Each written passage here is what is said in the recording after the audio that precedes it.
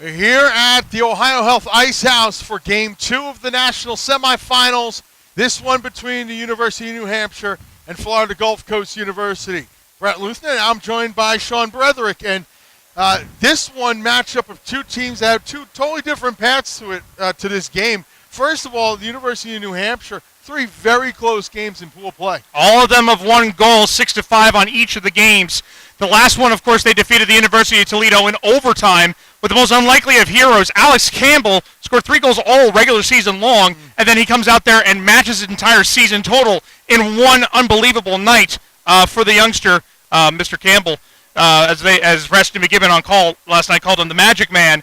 He also had an assist, so 4 points in total for Campbell in that night. UNH has made things interesting in their pool play. They've had some leads going into the third period and have been able to just kind of survive and advance, if you will. But they were able to come back last night and score a few unanswered goals, including the overtime winner that Campbell potted as well. A team that you can't get behind on, I should say, is Florida Gulf Coast. They've never trailed in this game, in this tournament, I should say. They've led all the way through. 3 lopsided victories for the Eagles. Domination is the word that I would use for the Florida Gulf Coast Eagles. It's a team that has plenty of experience. Bob Brinkworth, the head coach, of course. And you look at Logan Garst, the captain of this team. He's been there, done that, won a national title before, with most of these players having some experience. But this team is here every single year, and their performance in pool play in a pool that included William Patterson was just absolutely incredible as they were able to really just do what they would and do what they would want to against all 3 of their opponents, including Northern Colorado, and Adrian as well as William Patterson. And another UNC. They were only allowed 67 shots in the 3 games in pool play. When we come back, coaches' interviews as we get set for National Semifinal number 2, New Hampshire and Florida Gulf Coast right here on the ACHA Network.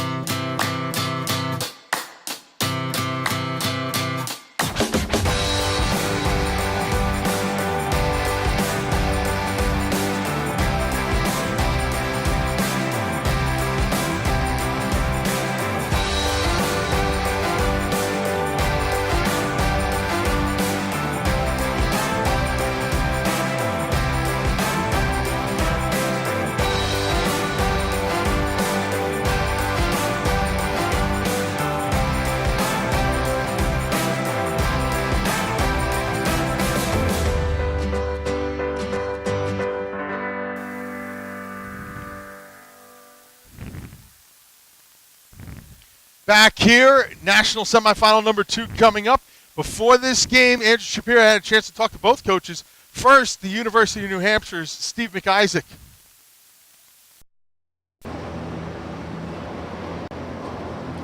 Thanks, guys. I'm here with UNH head coach Steve McIsaac. And, Coach, first of all, congratulations on making it this far. Thank you.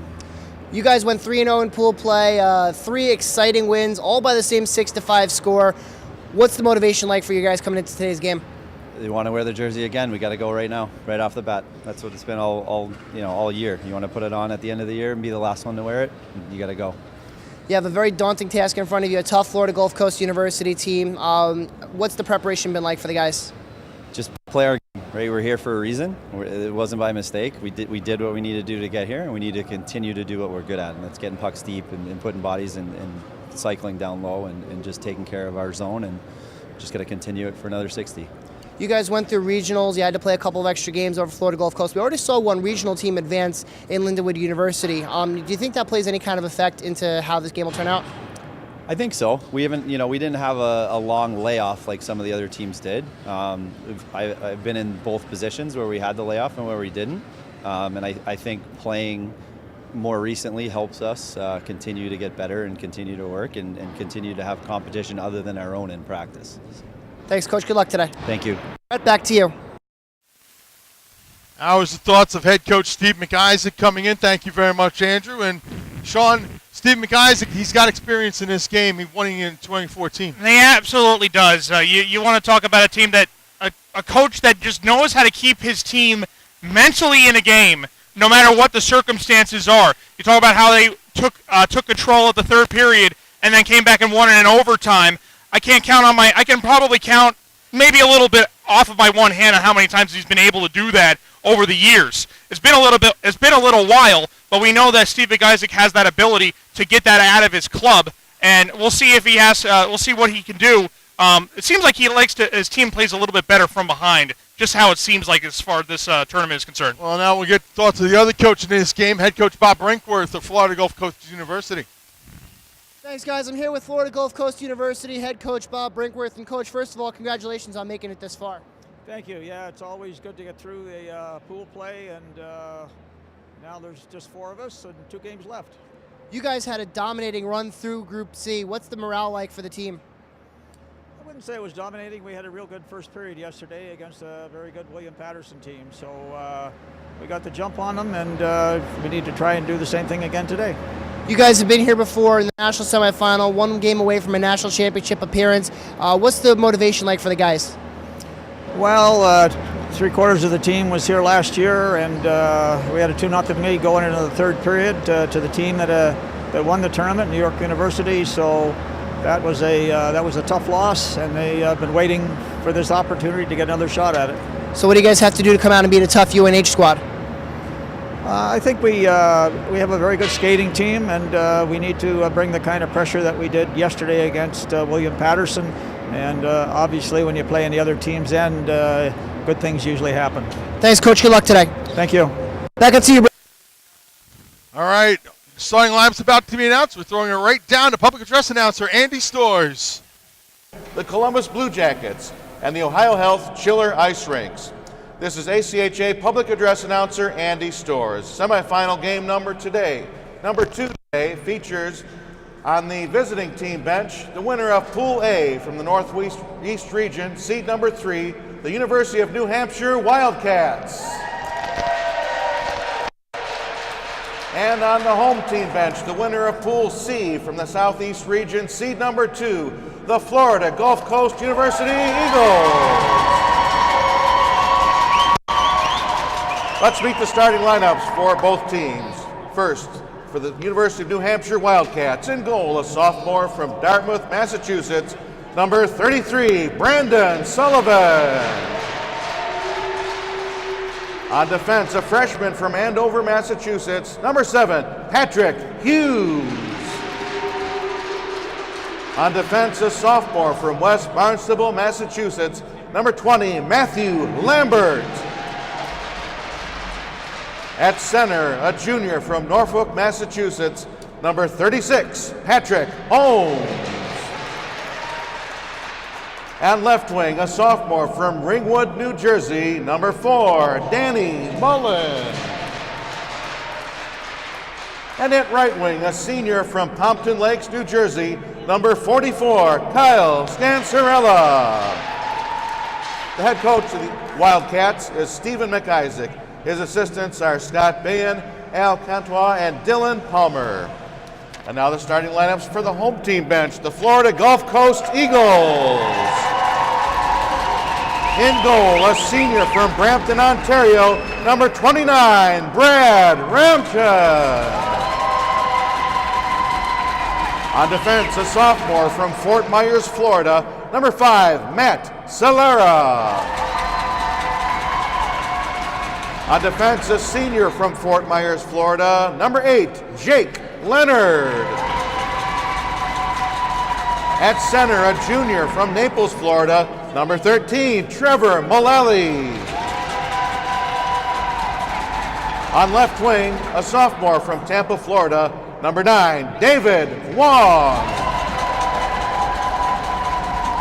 And at right wing, a senior from Montgomery, New York, number 17, Josh Turner. The head coach of the Eagles is Bob Brinkworth. His assistant is Bob Wasno. The general manager is Richard Snizik. Assistant GM Kate Wyatt. The trainer is John Young. And the faculty advisor is Mark LaViolette. Ladies and gentlemen, would you all please rise and kindly remove all caps. And join me, soloist Andy Storrs and organist Carrie Lichtart, for the singing and playing of the Star Spangled Banner.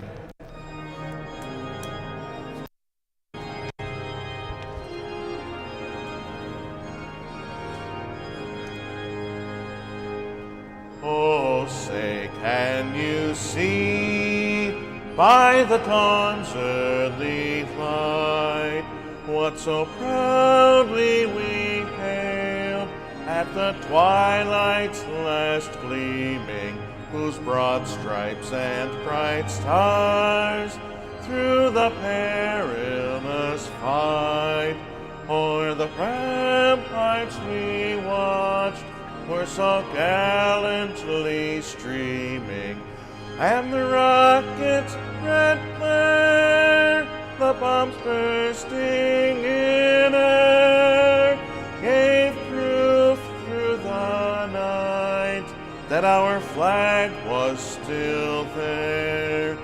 Oh, say does that star-spangled banner yet wave o'er the land of the free and the home of the brave?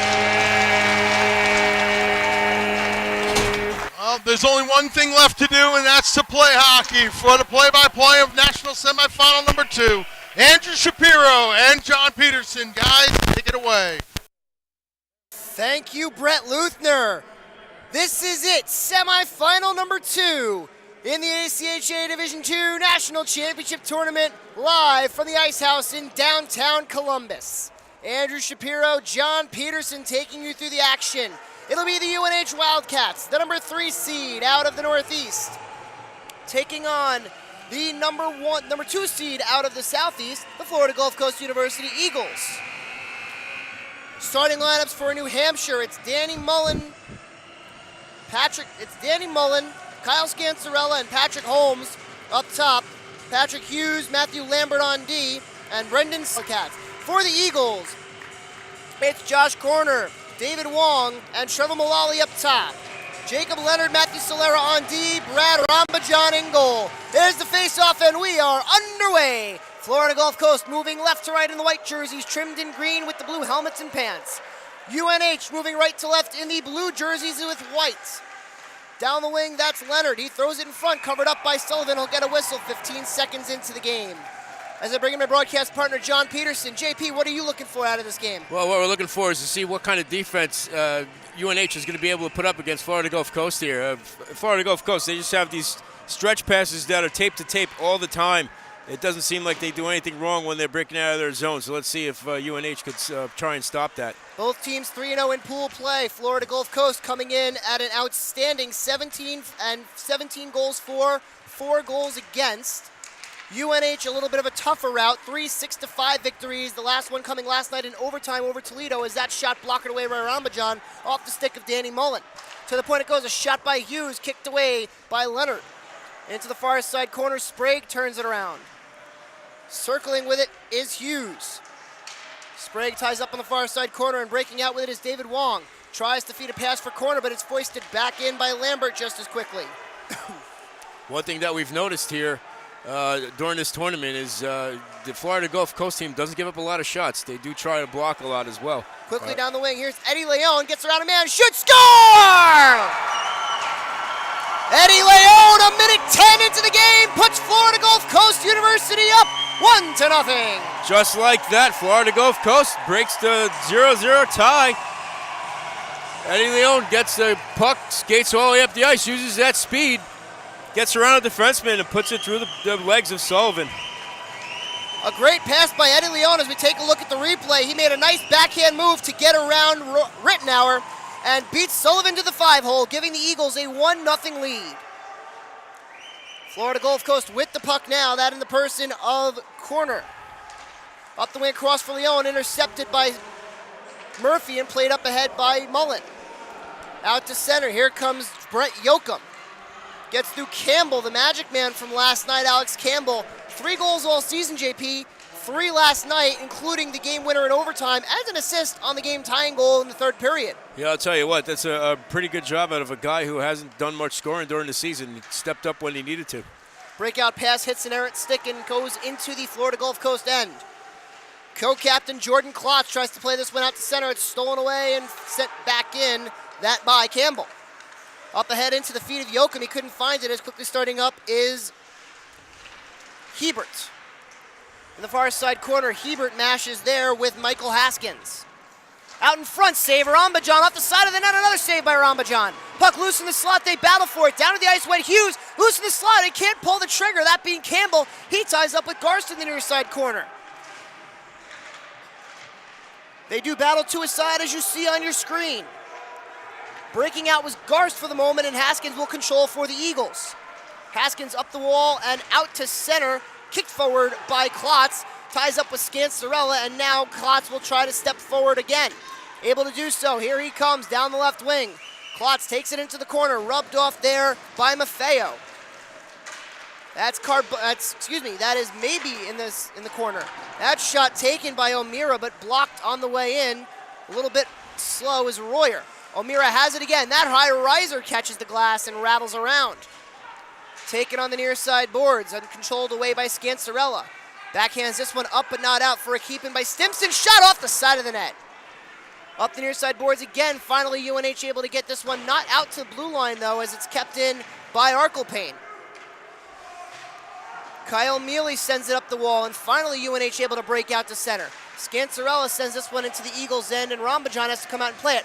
Mullen in on the forecheck, but the pass goes around him, and his glove down in the far side corner by O'Meara.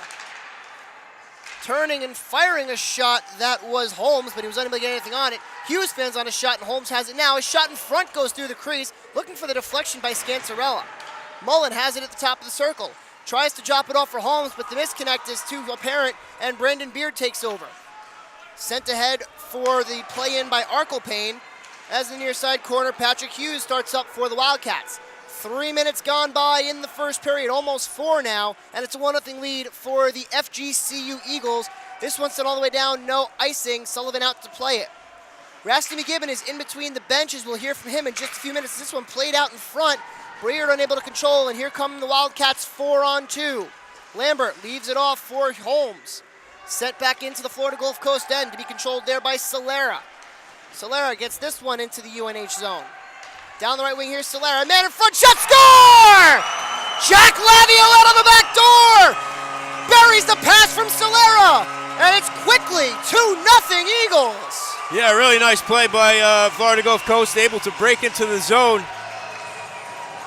Laviolette made a nice pass across the front of the net, putting it home behind Sullivan. Laviolette's dad was with us yesterday watching the game as we take a look at the replay. There it is. That's Solera, takes it down the wing and hits Sullivan. It's Laviolette on the back door, giving Florida Gulf Coast a 2-0 lead. Laviolette's dad, head coach of the National Predators, Peter Laviolette, he was with us in Columbus yesterday watching his son as the Eagles clinched the #1 spot in the bracket. Peter, of course, had to go back today to coach his team through the final game of a homestand for the Predators, but I'm sure he's watching, and he's a very proud father as his son has Florida Gulf Coast up 2-0. Big collision in the near side corner. That sent Scancerella down. Up to center, just out of the reach of corner, and Rittenauer, the first one there to play it for UNH. Intercepted on the clear by Mullally. To the point it goes for a keep by Leonard. Shot saved by Sullivan. We've played 5:09 in the first period. Florida Gulf Coast leading UNH 2-0 in this second semifinal. Rasty McGibbon is in between the benches. Rasty, what have you seen in this opening 5 minutes and change?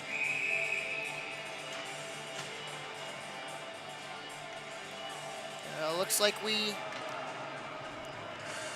lost Rasty there a little bit. Does he not have his headset on? We'll make sure we work that out. As this one played back for UNH. A keep in at the line, that by Leon. Goes in the far side corner, looking in front for Leon was Yoakum, but unable to connect. Shot from the point by Garst, knocked out of the air as Jackson Maffeo will circle back for UNH. Up the boards he goes, played out to center, that by Evan Royer. Garst will circle back. One semifinal name is in the books. One finalist we know. The Lindenwood Lions, after a gritty 2-1 win over Northeastern, will be playing tomorrow afternoon for the national championship. One of these teams will be joining them. We'll find out who in a few short hours. As Campbell's shot glove down by Rambajan, and he'll get a whistle. One thing we seen of Rambajan last night against the game against William Patterson, Rambajan does not like to let up any rebounds. He likes to cover everything up when he gets shots at him when they get through. As we're working through some technical difficulties to bring Rasty McGibbon in, we'll make sure we keep you posted. That shot by Scancerella catches the high glass off the face-off, and to be controlled there by Keaton Arkelpane. Arkelpane ties up with a pair of Wildcats, gets this one up and out to the blue line as it's poked off of his stick by Hughes. Hughes battles there with Arkelpane and will push it into the Florida Gulf Coast end. Here's Mullen down the right wing. Tries to throw it in front looking for Scancerella. Wrap play Scancerella, but it's unable to connect. It goes to the point for a keep by Lambert. Lambert wraps this one around, intercepted by Stimson. Circling with it is Mullen. Goes across to the point. A shot by Hughes never makes it on goal. Blocked down shot from the slot goes wide off the stick of Holmes. Arkelpane takes a check from Holmes. They do battle on the far side boards, and it's skied out to center.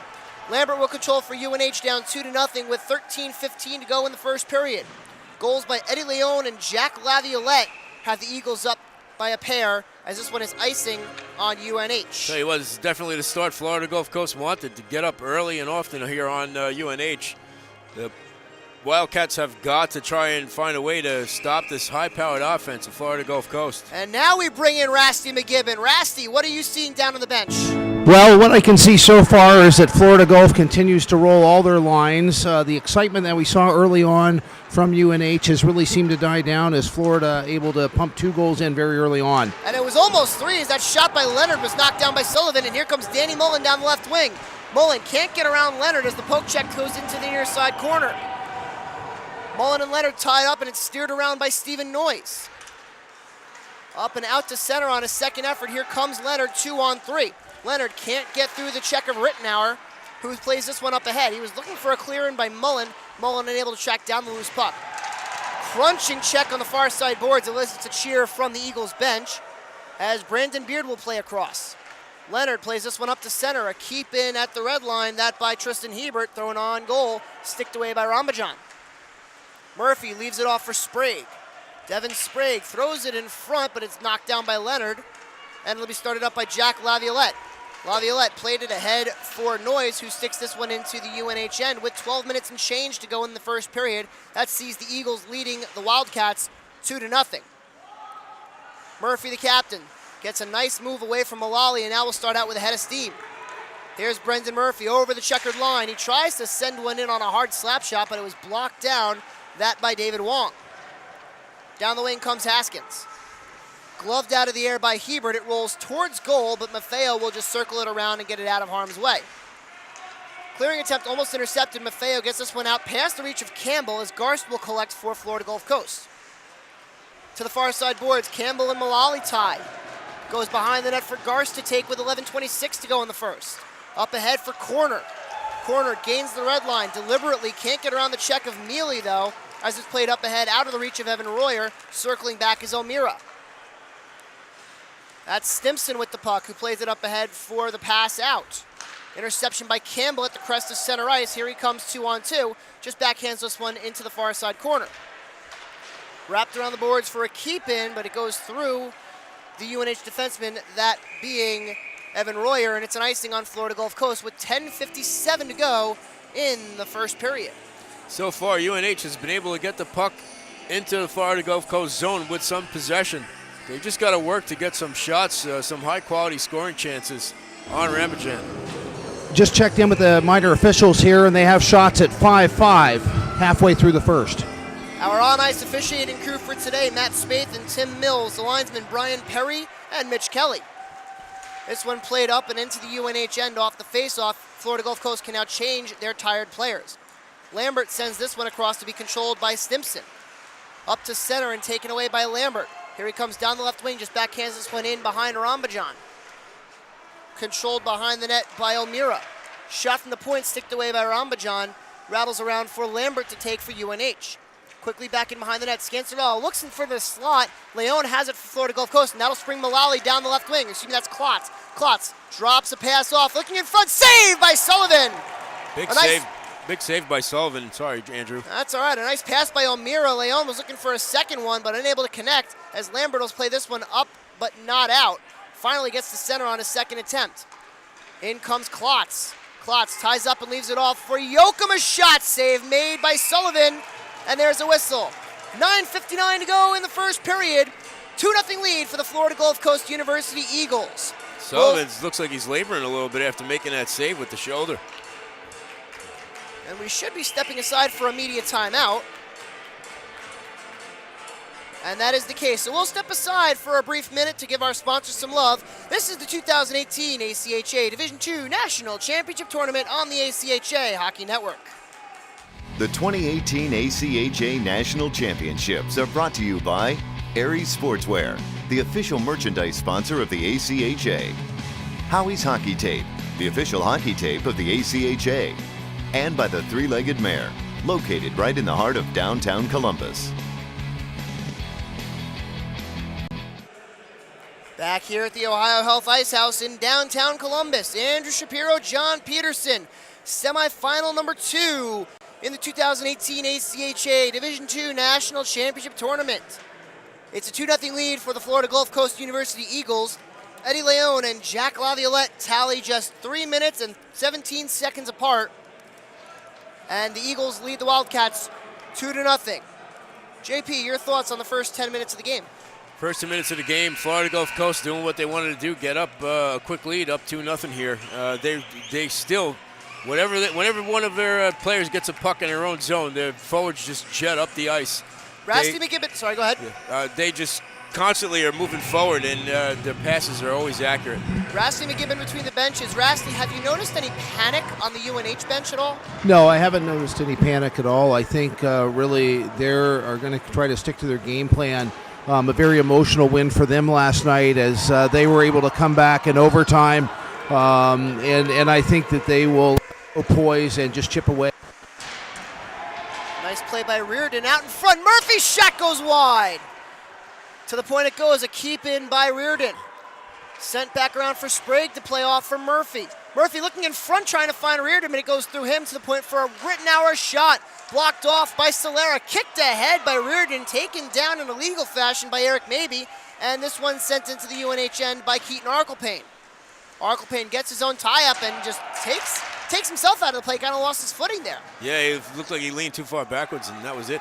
Murphy ahead for Sprague. Devin Sprague wearing the number 17 of Adi Eliav, as Sprague left the team after the fall semester, but came back for the spring semester and still able to get his jersey back. This one sent back into the Florida Gulf Coast end, dropped off behind the net for Logan Garst. Off the boards goes Haskins and all the way down. No icing as Sullivan has to come out and play the puck. Sends this one around the glass. Back in for the play by Kyle Mealy. 8:36 to go in the first period. Florida Gulf Coast leading UNH 2-0 in this second semifinal. Pushed forward by Tristan Hebert. Logan Garst sends this one around. There's Jack Laviolette. He goes off the glass, but it's gloved down by Maffeo and out to center. Mealy over the red line sends this one in. It takes a UNH bounce. Hebert, a shot saved by Rambajan. Garst plays this one into the corner for the take by Haskins. That's his Noise. Up ahead, interception and played ahead for Mullen. 2-on-2, he comes with Hebert. Hebert holds, he shoots it wide off the back of the boards. Mullen ties up behind the net with Haskins, and we're getting a whistle on our first penalty of the game coming to Florida Gulf Coast. It'll be a check from behind at the 12:01 mark of the first period. I think that's going to be Laviolette that's going to get a penalty here. And indeed, it's Jack Laviolette.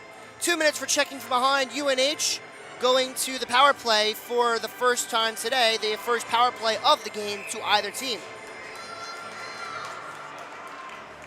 Well, UNH has got to take advantage of this power play here. Get themselves back into this game. Coming into the tournament, UNH was connecting. Oh, there's a partial shorthanded break. Here comes corner, shorthanded alone. He scores! Joshua Corner! Short-handed, 3-0 Eagles, 7:50 to go in the first. And that's how Florida State is. They take advantage of these breakaways, man. They don't miss when they go in. It's unreal. That is the second shorthanded goal of the tournament for Florida Gulf Coast University. As we take another look, a great individual effort by Corner beats Sullivan to the stick side to extend the Eagles' lead to 3-0. Florida Gulf Coast, a shorthanded tally last night by David Wong, and now another one, this time by Joshua Corner. A perfect 9 for 9 on the tournament is Florida Gulf Coast University. They have yet to allow a power play goal. They came into the tournament ranked 12th among tournament teams with an 82.2% penalty kill, and they're perfect through 3 games and change. Scancerella throws this one into the corner, but it's stolen away and lifted out to center. That by Eduardo Leon. UNH coming into the tournament was second to last among tournament teams at a 15.7% success rate with the man advantage. Andrew, I got to tell you, I know there's a lot of hockey left to be played in this game, but it's getting it's getting late pretty early here for UNH. This one quickly sent back in behind the net. Lambert will take. 3-0 lead for the Eagles. 53 seconds to go in the power play for UNH. 6:49 left in the first period. Pass goes out of the reach of Royer, and an icing is called. And so the struggles continue for UNH, and it'll be a face-off back inside their end. You know, it is playing Florida Gulf Coast is so hard because their speed dictates the way they play the game, and it also dictates the way you play the game because you want to try and go up and get some offensive opportunities, but you don't want to go up too far because once they get the puck, it's turned and gone the other way, and you're lost. That shot goes wide off the stick of David Wong. He didn't miss by much, looking for his second sure-handed goal of the tournament. It was a big hit by Royer on number 5, Solera. Up the left wing, here comes Reardon. Sends this one in behind the net. Rambajan came out to play it, but it goes through him. Leonard plays it up to the blue line. Kept in by Lambert, pushed ahead, and here's a breakaway for Leonard. Wong in alone, he scores! David Wong goes top shelf over Sullivan. Another shorthanded goal for Florida Gulf Coast. It's 4-0, 6:18 to go in the first period. They have 2 shorthanded goals, and I think UNH is going to call a timeout, and they did. That a necessary timeout for Coach Steve McIsaac and the University of New Hampshire Wildcats. It's 4-0 Florida Gulf Coast. And this one has been all Eagles from the drop of the puck as we take another look at this goal. A beautiful play by David Wong as he goes backhand, forehand, backhand again, and a roof job up and over Brendan Sullivan. Yeah, Sullivan had no chance on that. That's unfortunately for UNH. This is what you're going to see all day. If UNH can't stop that outlet pass, forget it. They're in trouble. Rasty, what's being said on the benches down there? Well, I think looking across at the bench of University of New Hampshire, the coach very adamantly is telling the guys that this is not the hockey that they are used to playing and that they are still in this, but just need to really dig deep and regroup and get back to the type of hockey that's made them successful and has gotten them here to play on this semifinal day. That's Rasty McGibbon between the benches. Andrew Shapiro and John Peterson taking you through the action here in this second semifinal. It's a 4-0 lead for the Florida Gulf Coast University Eagles. The winner of this game will face the Lindenwood Lions in the national championship game here at the Ice House in downtown Columbus. Puck drop for that tomorrow at 2:30 p.m. Logan Garst plays this one up ahead as the Eagles are still down a man for the next 10 seconds. Leon bumped off the puck by Murphy but sends it around anyway. Keep in by Klotz. To the point he goes for Haskins. Haskins sends this one up and it goes out of play. 6 minutes exactly remaining in the first period. It's been all Eagles so far, JP. Yeah, it has. They're trying to score goals, whether they're down a man, whether they're up. You just don't know what to expect of UNH, and it's hard to see UNH coming back from this game if this type of play continues. Florida Gulf Coast has only allowed 4 goals on the entire tournament. 2 of those coming in one game to the University of Northern Colorado. A 7-1 victory over Adrian and a 5-1 victory over William Patterson University, sandwiching their win over Northern Colorado, that being an 8-2 affair. Yoakum down the right wing, Circles back, goes to the point for Garst. Garst fires a shot deflected up and over the net by Klotz as the offensive pressure continues for Florida Gulf Coast. Breakout pass goes into the feet of Rittenauer, and here he comes over the blue line. Evan Rittenauer, nice move around Garst. Backhand forehand saved by Rambajan. He'll cover up and get the rebound covered with 5:18 to go in the first.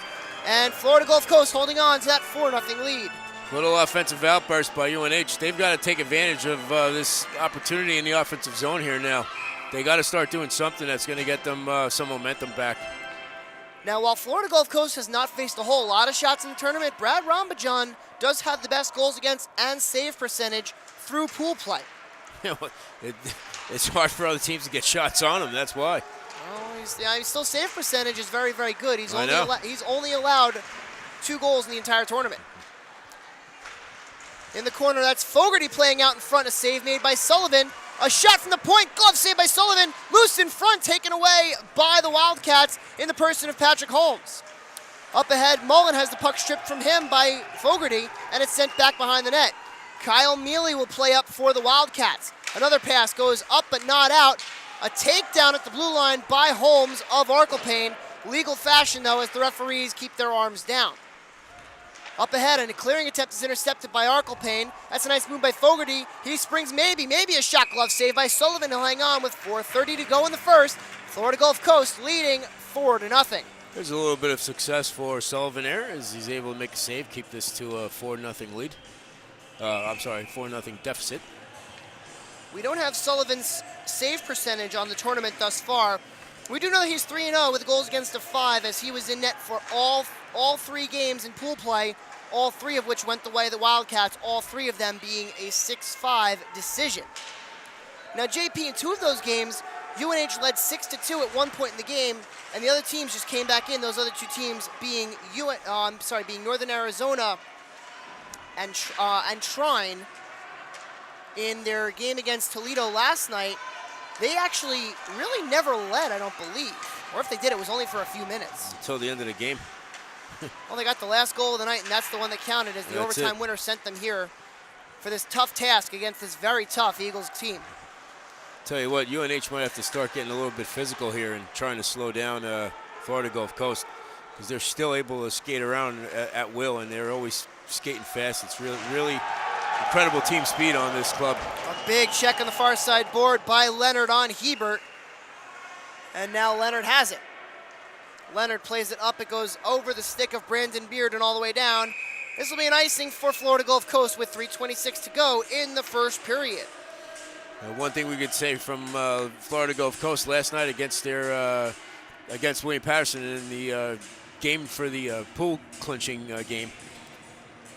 William Patterson, I don't think, won maybe 10 faceoffs the whole game. Florida Gulf Coast was dominating on faceoffs. You need to win faceoffs to have success, and Coach Bob Brinkworth has preached that all season long. Played up by LaViolette and out to center. Here's Evan Rittenauer over the checkered line, wraps this one around. Rolls through for Leonard to tie up there with Sprague.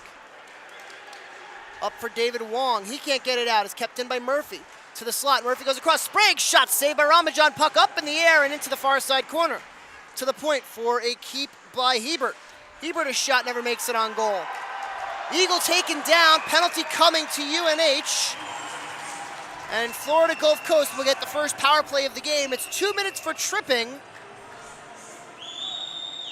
And that on Jake Reardon.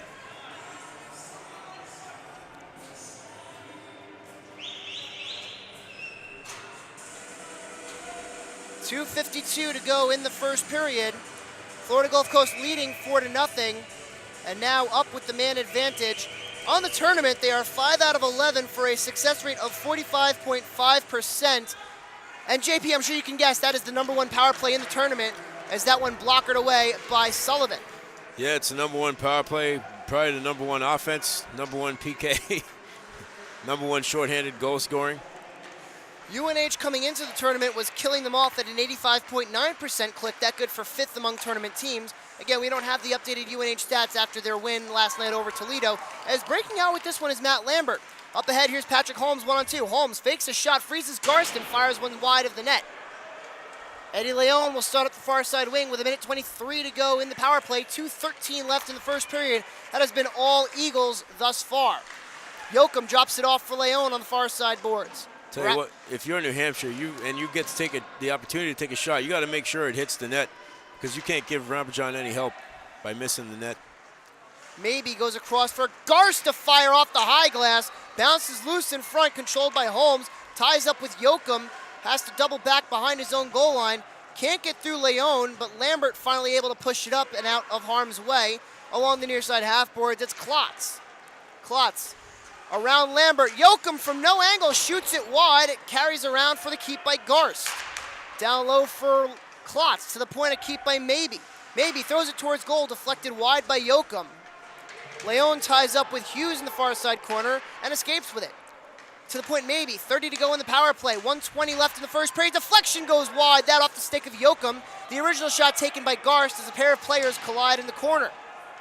To the point, a play across, Logan Garst walks in, fires, and a save made by Sullivan. Looked behind him, didn't know where it was. Off the bad bounce for UNH. It's on the back of the net. Leon plays it out. 10 to go in the power play for the Eagles. That rising shot catches the high glass as we reach the last minute in the first period, mercifully for UNH. Garst walks to the slot, tries to make a pass across Lambert, and a shot off the post by Garst. Here's Klotz. Klotz throws it back door for Garst. Another one off the crossbar. That's 2 posts for Logan Garst. If he's played in the post game, he needs 1 more to win. Garst kicks it off to himself, plays up ahead for David Wong. Out wide, down the wing, this is O'Meara. Sending it back in behind the net. Carbone lost the puck. Circling with it is corner for Wong. To the point, a keep in by Stimson. Back for corner on the near side boards. Yoakum tried to play it in front, and it's corralled by Alex Campbell. Steal away this time by Mullally. Backdoor play, shot by corner, never made it on goal. Carries around, Klotz. Pushes forward for a keep by Wong into the skates of Mullally. 8 seconds to go in the period. Corner circling on the far side boards. Plays a cross off for Stimson. Back for corner. Tries to pull a shot off. 2 seconds and 1. That one saved by Sullivan at the buzzer. And we'll get a whistle for the end of the period. Rittenauer sent Yoakum hard to the ice as time expired. Well, if you're a fan of offense, this is a game for you. If you're a fan of the Florida Gulf Coast Eagles, this is a game for you. If you're a fan of the UNH Wildcats, it may not be a pretty sight. Not so much. As after the opening 20 minutes, it was all Florida Gulf Coast. They lead 4-0.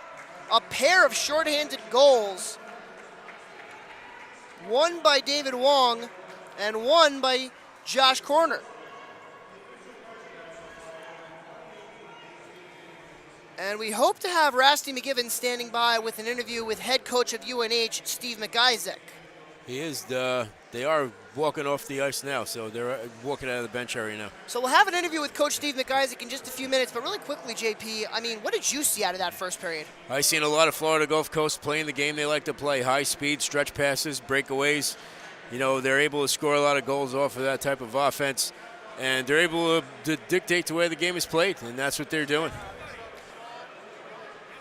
We'll have shots on goal for you when we come back from the break. We'll have Brett Luthner and Sean Bretherick to take you through the intermission. And in just a matter of seconds, we'll have Rasty McGibbon standing by with head coach Steve McIsaac.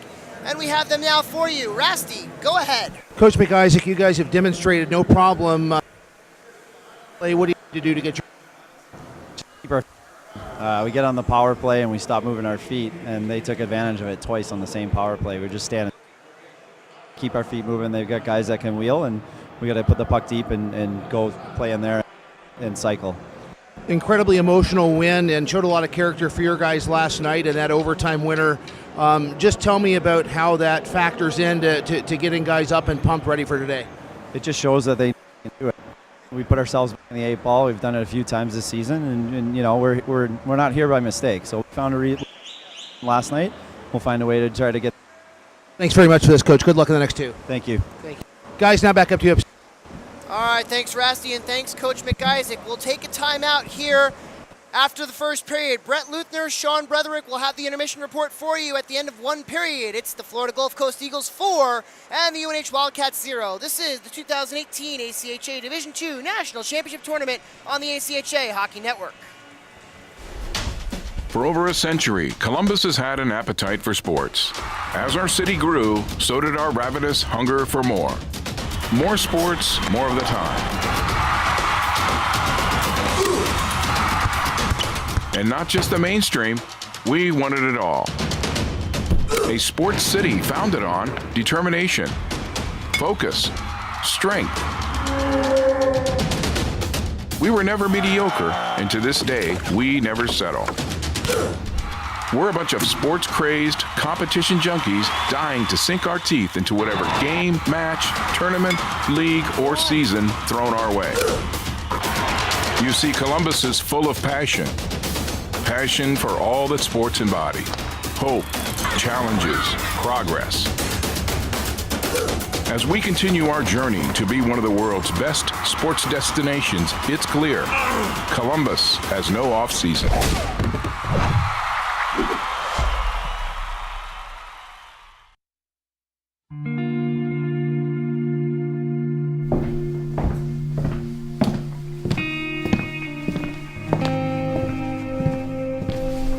It's the feeling you get when it all rushes back.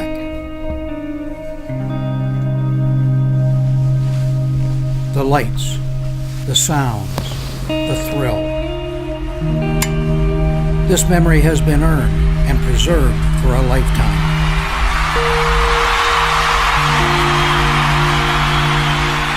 Every ring has its story. What will yours say?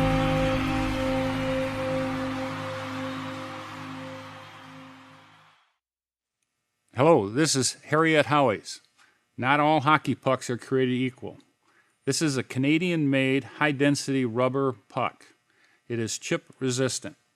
If you'd like, we'll put your team's logo on a case of these pucks. This is a good product.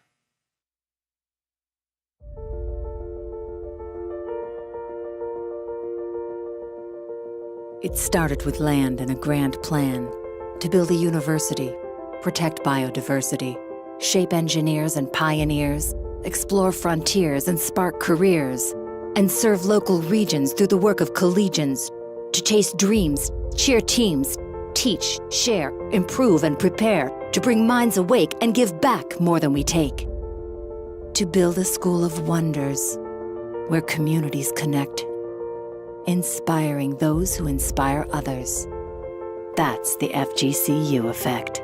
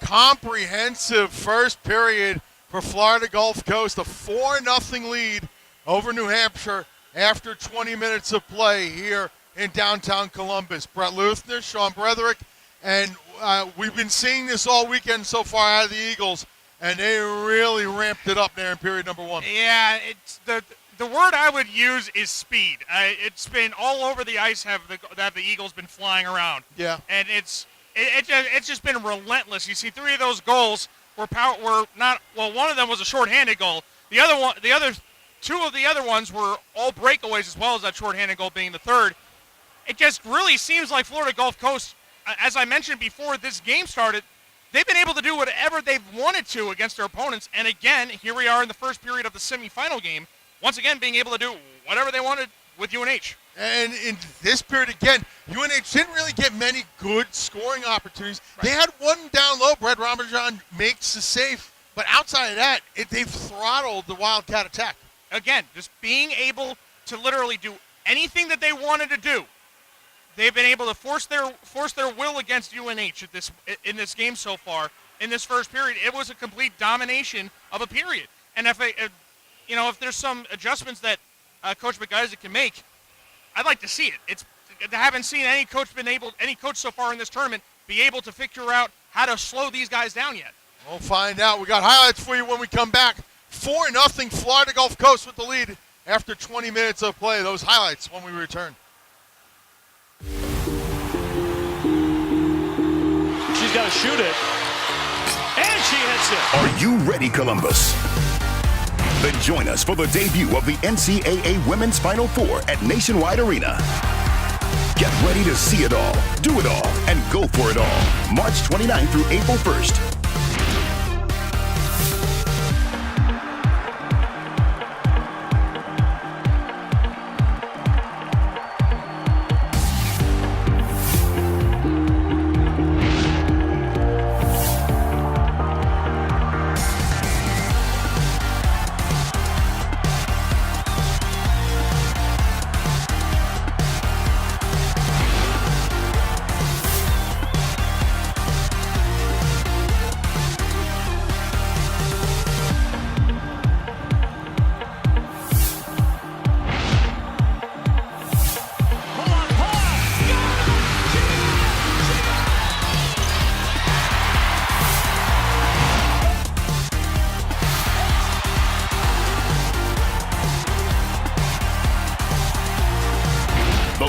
Never stops, and the fun never ends. Join us all weekend long. Visit ncaa.com/Women's Final Four today. My name is Kelly Lorenz, and I'm the Team Store Specialist here at Aries. AriesTeamStore.com is our solution to helping coaches put together spiritwear sales and fundraising. My name is Adam Walters, and I'm the head boys and girls track coach at Olentangy Orange High School. The fundraising feature of AriesTeamStore.com is nice because you can add $1 or $2 to every item, and then if you have 100 kids and they all buy one item, you just made a quick, easy $100 or $200. It's effective and simple, easy to use, and you get great apparel.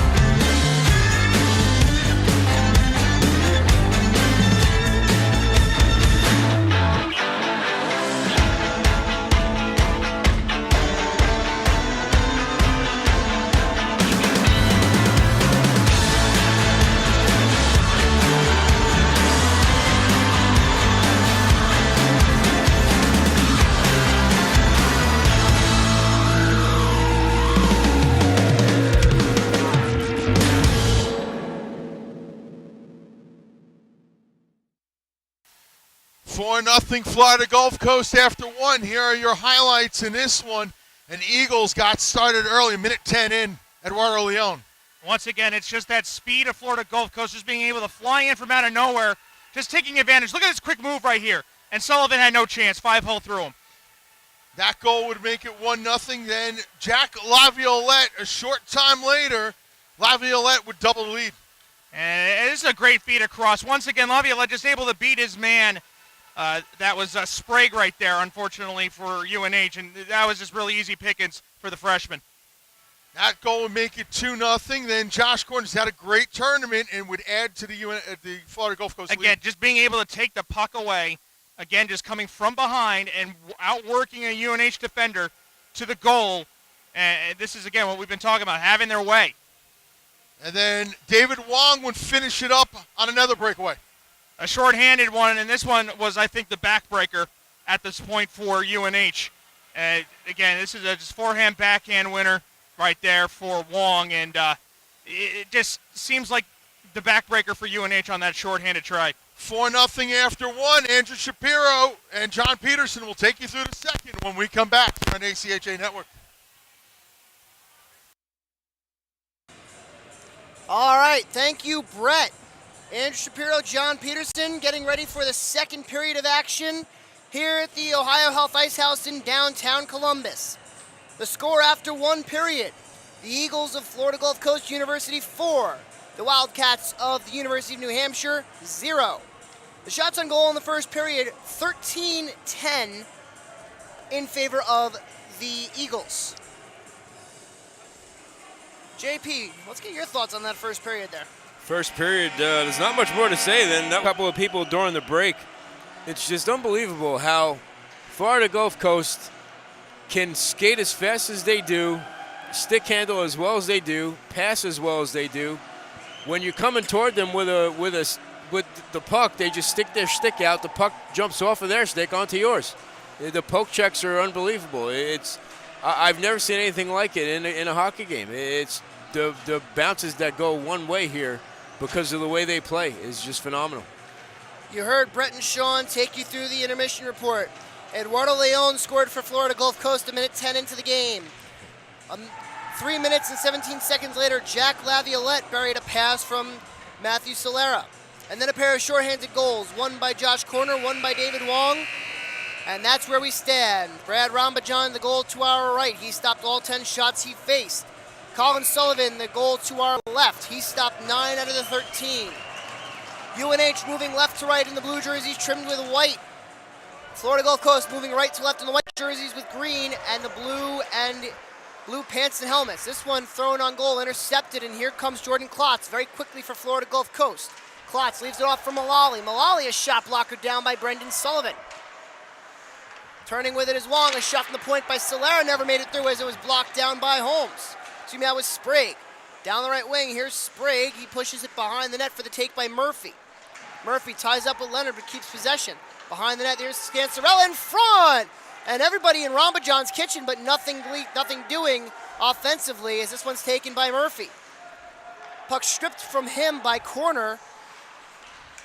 And now it's Cariglio. Up ahead for the play by Wong. Pushed forward by Solera, and up ahead here comes Scancerella, 2-on-1. He's got Mullen right next to him. Scancerella cuts back to slot, shot, glove saved by Rambajan, and he'll hang on. Yeah, I don't think Scancerella got everything on that shot that he wanted to. That was a shot that came in a little bit slower than Scancerella wanted it to.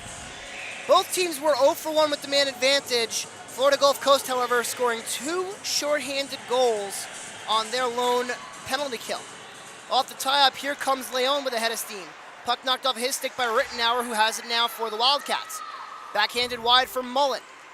Mullen gains the Florida Gulf Coast end, drops the pass off. Scancerella's shot never made it on goal. It was blocked down by Garst, and this one played up and into the netting. 1:12 has been played here in the second period, and the Eagles leading UNH 4-0. And this faceoff's going to be coming out of the zone, saying it was tipped, saying it was not tipped, as the puck was tossed in there. Both of these teams have a national championship under their belt. Florida Gulf Coast a pair in 2012 and 2016. UNH winning in 2014 as this one's gloved down by Sullivan and he'll hang on. Oddly enough, UNH beat Florida Gulf Coast to win their national title. That was the beginning of the run of Dylan Palmer, who's now a coach for the Wildcats. Yeah, well, he better have he better have given Sullivan some good advice going into this one. Off the face-off, it's won by the Eagles, played across for Garst. Near side boards, Leon. He was looking for Haskins, but that was gloved down by Farrow.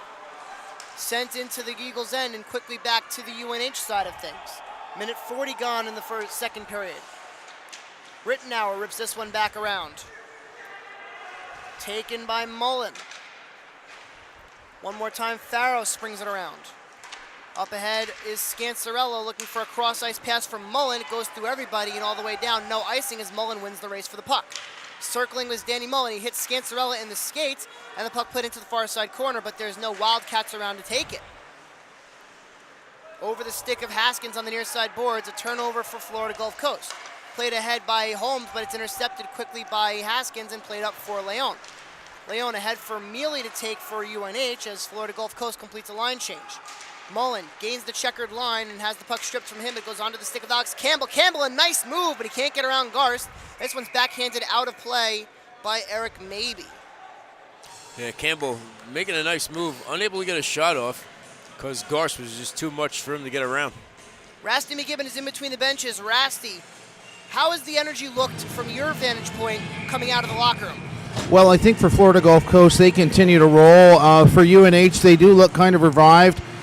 Just talking briefly to Steve McIsaacs there in between and confidence in his guys that this is a game that they can still climb back into as they have played, 3 hard-fought pool games. He has confidence in what he's going to see out of these guys wearing the dark sweater.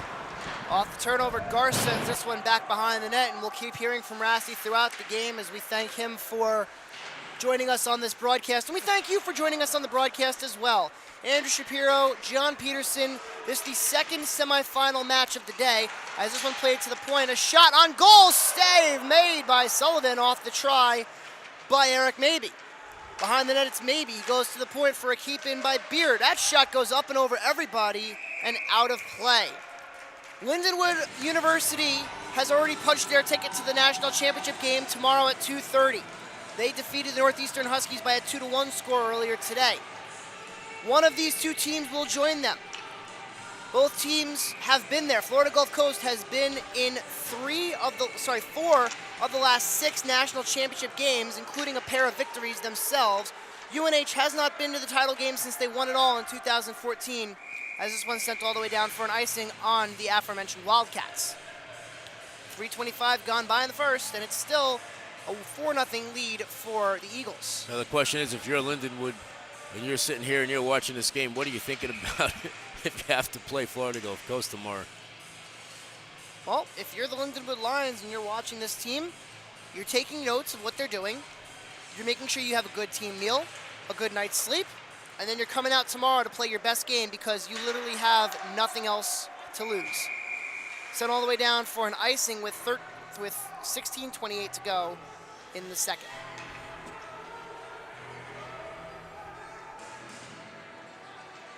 I think something to add to your question, Andrew, is for Lindenwood, they have to come out and, regardless of the outcome, do what has made them successful through the 4 days of play that they've had, and that's to get pucks in deep, forecheck with 2 guys very hard, and put a lot of pressure on those defensemen from the opposing team who are trying to break the puck out. Now, of course, there's still 16 minutes and change left as Brendan Murphy comes in and rings the post on the shot over Rambajan. Played up to center to be controlled by Lambert. He goes off the boards and finds Reardon. Pushed forward for Murphy, but it goes out of his reach. Rambajan touches it off there for Stimson. Up the near side boards. Played out to center and forced back in by Lambert. Offsides is UNH, and they'll have to regroup. This is Stimson behind the net. Leaves it off there for Maybe. Cross-ice pass Leon, and now the breakout for Beard. 3-on-1 come the Eagles with a back checker for UNH. Here's Beard. Takes it behind the net. Circling to the slot. Backhand pass, and the shot goes wide off the stick of Stephen Noyes. Big crunching check on the near side boards. Patrick Hughes ties up there with Noyes, and Scancerella has an outlet. He'll take it and play it out wide for Danny Mullen. Mullen posts up and dishes it off for Lambert. Lambert down the right wing, dropped it off looking for Mullen, but it was found by white jerseys in the person of Solera, and Noyes will send this one the rest of the way into the UNH end. 4:52 gone by in the second period. It's a 4-0 lead for the Florida Gulf Coast Eagles.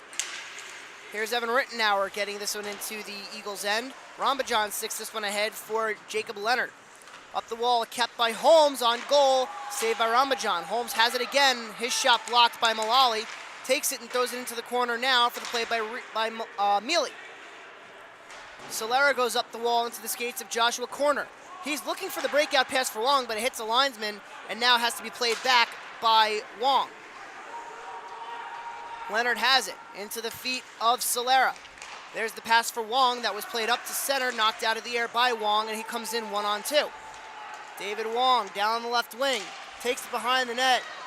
Rittenauer disposes of him, and Wong takes Rittenauer down. That'll be a penalty coming up to Florida Gulf Coast, and another one taken down as the touch is finally made, and we'll get a whistle. So Wong will get 2 minutes for tripping with 14:16 to go in the second period.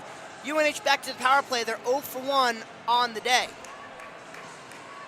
Well, I don't know if this is going to upset Florida Gulf Coast or not, because the last power play that UNH had, Florida Gulf Coast scored 2 shorthanded goals.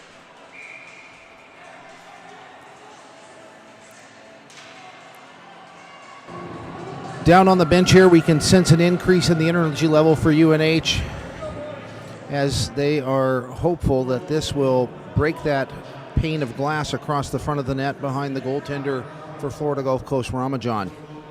Well, they will need everything they have to get on the board on this power play. As quickly come the Eagles. Eddie Leon with a head of steam. Gets around Lambert down the wing. Leon shot, save made by Sullivan. Penalty coming up to UNH. Played across almost into his own net by Haskins. Florida Gulf Coast is guilty of an own goal. They did have one last night as Logan Garst was looking for a clearing attempt, and instead he put it behind Rambajan to give Liam Patterson their lone goal of the game. The touch is made by Reardon, and we will skate 4 aside for the next minute 36. Another tripping call, this one to UNH. And the guilty party is Matthew Lambert. As we take another look at that play by Leon, and a nice job by Brendan Sullivan there to stay square to the shot. 6:08 the time of the penalty to UNH. So they will go to 0 for 2 on the day, barring any further activity, as this one is one behind the net for the Wildcats. Up on the near side boards, they do battle, and it's out to center. Circling is Klotz. He goes across for Garst. The two co-captains combining for a rush here. Garst looking for Klotz. It goes onto the stick of Leon. Save made by Sullivan and played out of harm's way. A nice job there by Timothy Farrow. Here's Klotz, backdoor looking for Garst. It'll spring Holmes 2-on-2. Patrick Holmes down the far side wing. Puck knocked off of his stick. He gets it back and skies this one into the Eagles' end. Turning with it is Mullen. Farrow goes across for a shot by Rittenauer, catches the high glass. Rattles around for Farrow, pushed forward to Mullen. Mullen tries to get to the slot and gain the good ice, but it's poked away from him by Leon. Now to the point for Farrow. 46 seconds to go in the 4-on-4, 13 minutes to go in the second period. It's a 4-0 lead for the Eagles. Here comes Logan Garst over the crest of center ice. Gains the UNH line, taking it in. Dropping a pass off for Klotz, never made it on goal. It was blocked down by Farrow. Klotz now does battle behind the net with Tristan Hebert. And starting up with it is Farrow. Timothy Farrow down the right wing. Across corner dump in to be taken by Drake Stimson. Stimson gets around the side of the net and plays it up ahead for Brandon Beard. Breakout pass to nobody as it's controlled by Mealy for UNH. Rubbed off by Sean O'Meara and played forward. The breakout pass was for Corner, but it was intercepted by Beard. Corner has it now. Florida Gulf Coast to the power play for the next 18 seconds. That pass attempt hit a UNH skate and deflects out of the zone with 12 to go in the power play for the Eagles. 12 minutes to go in the second period. Florida Gulf Coast leading 4-0. Here's David Wong. Tries to get around Patrick Hughes. Puck knocked off of his stick. 2 seconds and 1. Florida Gulf Coast 0 for 1 with the man advantage. 0 for 2, with the man advantage today. Puck sent all the way down. Jacob Leonard and Devin Sprague will do battle as Solera plays out wide, intercepted almost by Murphy and played up to the center ice line. Scancerella fresh off a line change, dishes it off for Murphy. Murphy controls the bouncing puck, cut back to the slot, but he lost control. This one popped up in the air, gloved down by Hughes. Alone in front, backhand save by Rambajan. And the rebound, another save by Rambajan, both on Brendan Murphy. You're right there. I'm good. I kind of got my voice caught. 2-on-1 for the Eagles. Here's corner. Shot saved by Sullivan. Loose on the side of the net. And it's played out to center. Got something stuck in my throat there, Jake. It happens. I heard that. Yeah, a little bit. Murphy plays this one up, and it goes out of play. 11:07 to go in the second period. A 4-0 lead for Florida Gulf Coast University. Well, a little exciting moment there as UNH had the puck in front of Ramajan. Unfortunately for them, they can't solve him again. He's able to stand up to the test. It's probably the best chance that UNH has had all day, JP. Yeah, it's looking like it so far. Rasty McGibbon between the benches. Rasty, what have you seen in the opening 9 minutes of the second period? Well, I think if I was a UNH fan, I would like to see a bit more out of UNH. Definitely that extra man opportunity that they had that was nullified by their own minor penalty was a real stinger. But otherwise, I think from a morale standpoint, UNH doing better this period, and I think really trying to do the best they can against Florida Gulf, but really just being overpowered. Murphy's send around almost intercepted by Arkelpane. This one's taken now by Nathan Rumford. He's rubbed off by Arkelpane, who has it now shot. That one blocked by Lambert, and Murphy will start out. Murphy, 1-on-3, has Reardon with him and tries to drop it off, intercepted, and away comes Brendan Fogarty. Fogarty drops it off for Maybe, back for Fogarty. Fogarty circles, walks to the slot, turned away by Lambert. Penalty coming up, this one again to the Eagles. UNH goes back to the power play. 10:07 to go in the second. Looks like Sullivan got knocked over. There'll be a high sticking call. So UNH will go back to the man advantage. They are 0 for 2 on the day. Keaton Arkelpane, 2 minutes for high sticking. And this is a big moment here in this game because UNH, if they're going to have any shot at coming back, they need to score on this power play, JP. Yeah, they got to take advantage of this right now.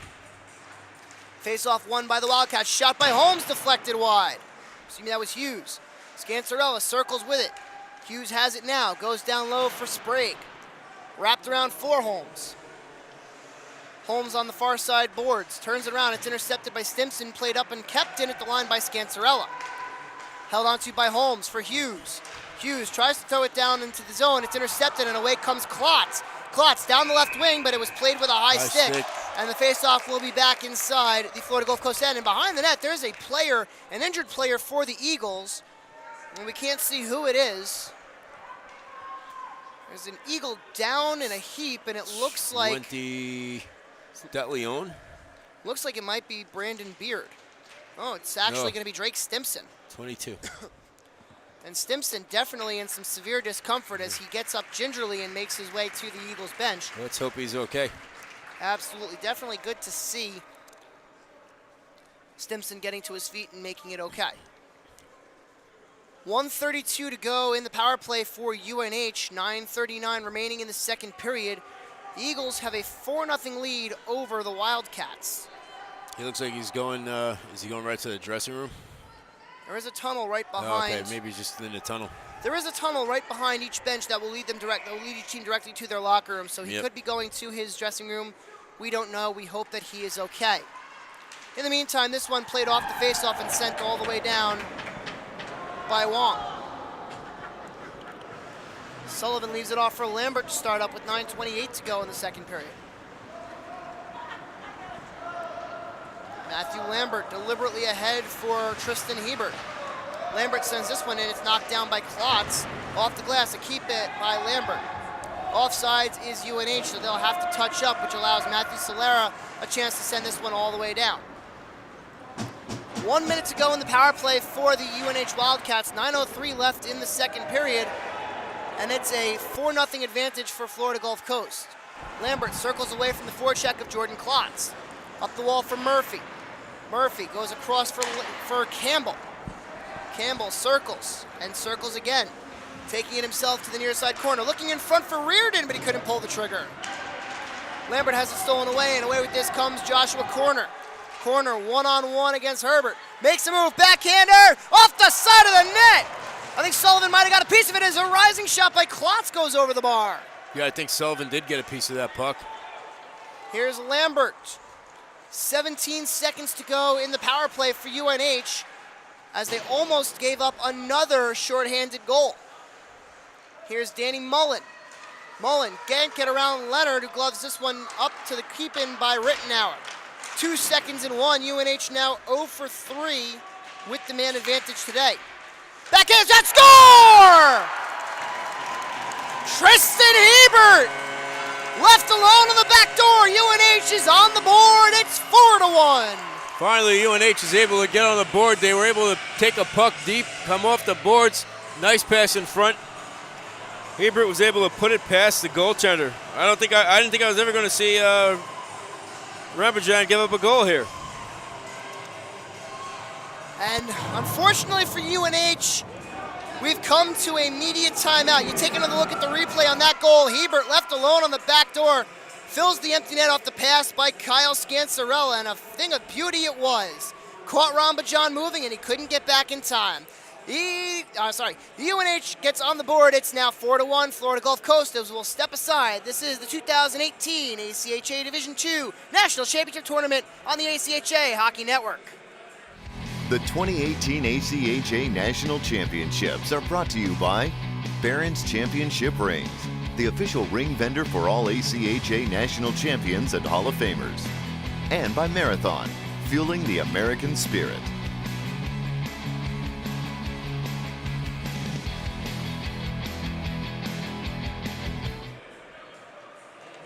Welcome back to the 2018 ACHA Division II National Championship Tournament. The replay you just saw is Tristan Hebert's goal on the assist by Kyle Scansarella that finally gets UNH on the board as they trail the Florida Gulf Coast Eagles by a 4-1 count with 8:03 to go in the second period. Can give you an update from down here at the box. Number 22 for Florida Gulf Coast did remain on the bench, and he took a lower body gender-exclusive injury that he seems to be recovering from and will be back in the lineup very soon. Well, Drake Stimson back in the lineup for the Eagles would be a very good thing, and you heard Rasty McGibbon between the benches, a lower body injury. We won't get into any more detail than that. That one played ahead for the take by Holmes. Offsides is Mullen, and he is frustrated with himself. Yeah, Mullen was just ahead of the play there as the puck was coming in, and Mullen's not happy. And you can see Danny Mullen in some visible frustration. He's not the kind of player who would normally show emotion, but with his team down by 3 as we reach the latter stages of the second period of this national semifinal, you can definitely understand why he would feel the way that he does. Oh, yeah, well, they just scored a goal. They wanted to try and get more momentum going. Lambert, the 100-foot try denied by Rambajan. Up the boards and quickly out to center comes Mullally, plays it back across for Corner. Corner looking on the back door for Wong, but he's unable to pull the trigger. And a shot glove save by Sullivan. Florida Gulf Coast wanted a penalty as they thought Wong was hooked on the way in, but no avail. I'm telling you, this Florida Gulf Coast team reminds me of the Russian national team when they were the Soviet Union playing all those years. It's like the puck goes across, it goes to a spot, and there's always a eagle in it, you know? It's unreal. And for UNH, they're hoping to be the 1980 U.S. Olympic hockey team and come from behind and win this game. I think they're behind a little bit too much on this one. Played up ahead by Hughes. Out to center, pushed back in just as quickly there by Logan Garst. Sullivan out to play it, and Hughes will attempt to start up for UNH. Near side boards, a play by Reardon goes too far out of the reach of Devin Sprague, and all the way down, Garst will control. 7:05 to go in the second period. It's a 4-1 lead for Florida Gulf Coast. Here's Logan Garst offside. One too many moves for the Florida Gulf Coast captain there, JP. Yeah, one too many moves, but the only problem was number 9, Wong, was a little bit ahead of him. Logan Garst, the defenseman, has a penchant for rushing the puck up. He does have, on the tournament, 2 goals and 1 assist, and he came in the regular season 5 goals and 21. His 26 points definitely up there, although this is a very high-scoring Florida Gulf Coast team. In the meantime, this one's sent back into the UNHN. Garst's 2 goals actually tied for most among defensemen in the tournament with Stefan Boskovich of Adrian College. Yeah, a lot more goals scored by forwards this tournament than anything else. A lot more goals scored in general this tournament. This Yeah. one played out to the point. An intercept shot coming, and it's left down by Rambajan on the deflection. 6:33 to go in the second period, and UNH came that close to cutting the deficit in half. Yeah, it came close. The only problem was number 29 still in goal for Florida Gulf Coast. It's Rambajan, Bradley Rambajan. He's, played well when he had to tonight.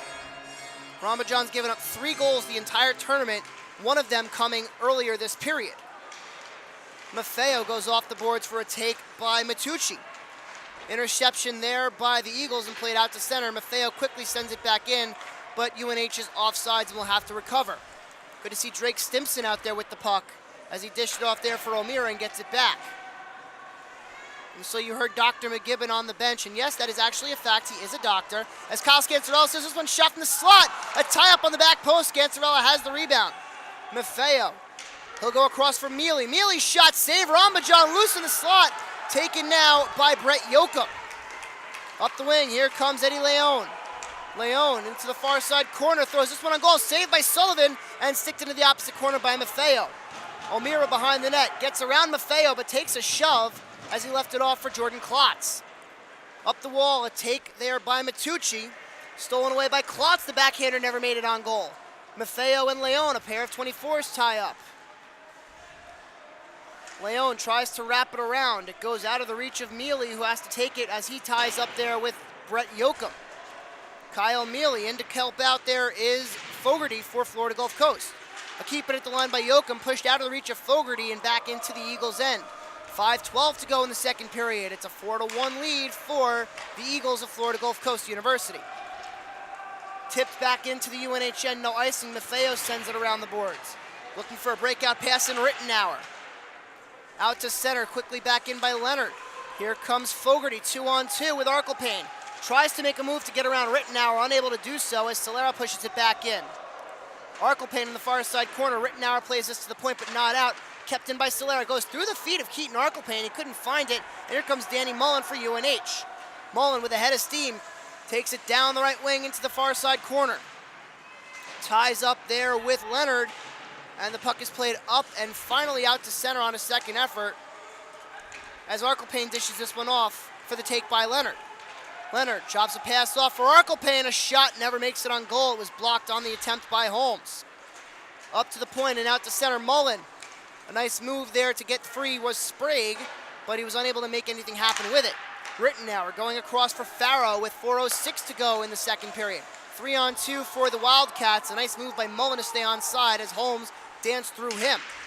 Holmes tries to play it to the point, but it's blocked down by Brandon Fogarty and out to center. Over the checkered line goes Rittenauer, and this one softly into the Eagles' end with 3:50 to go in the second. Tip to center, and now the race is on. A pair of Wildcats both going for the same puck. Evan Rittenauer will play this one up the far side wing. And behind the play, we're going to get a whistle, and I think we're going to have a 2-minute man on the ice call for UNH.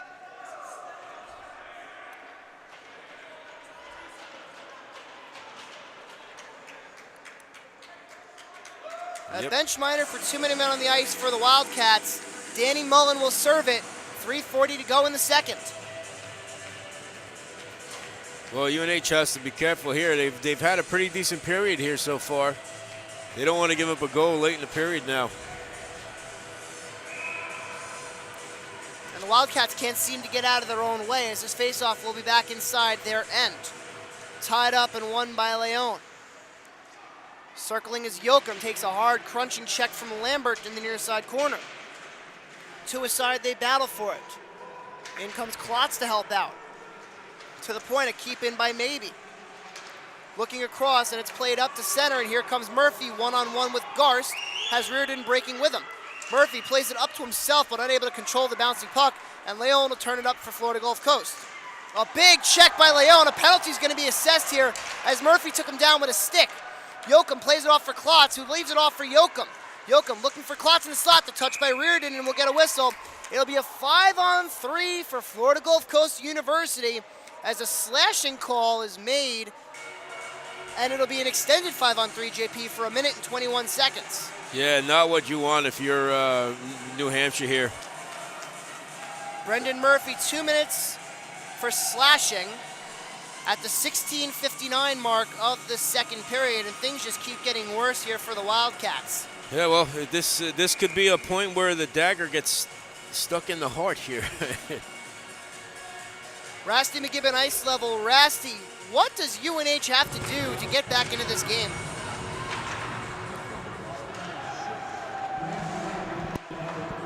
Looks like we're having some difficulty reaching Rasty McGibbon between the benches. That shot by Leonard, glove save by Sullivan. Nice save by Sullivan as he's able to get over, follow the puck across, and get the glove down to catch the shot coming in.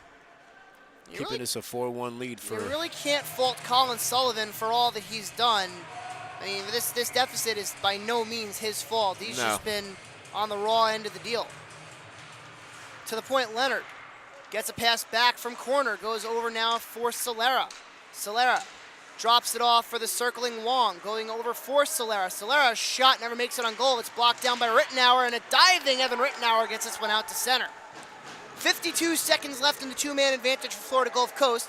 1:27 on the power play, 2:26 left in this second period. That has the Eagles ahead 4-1. That shot from the corner turned away by Sullivan.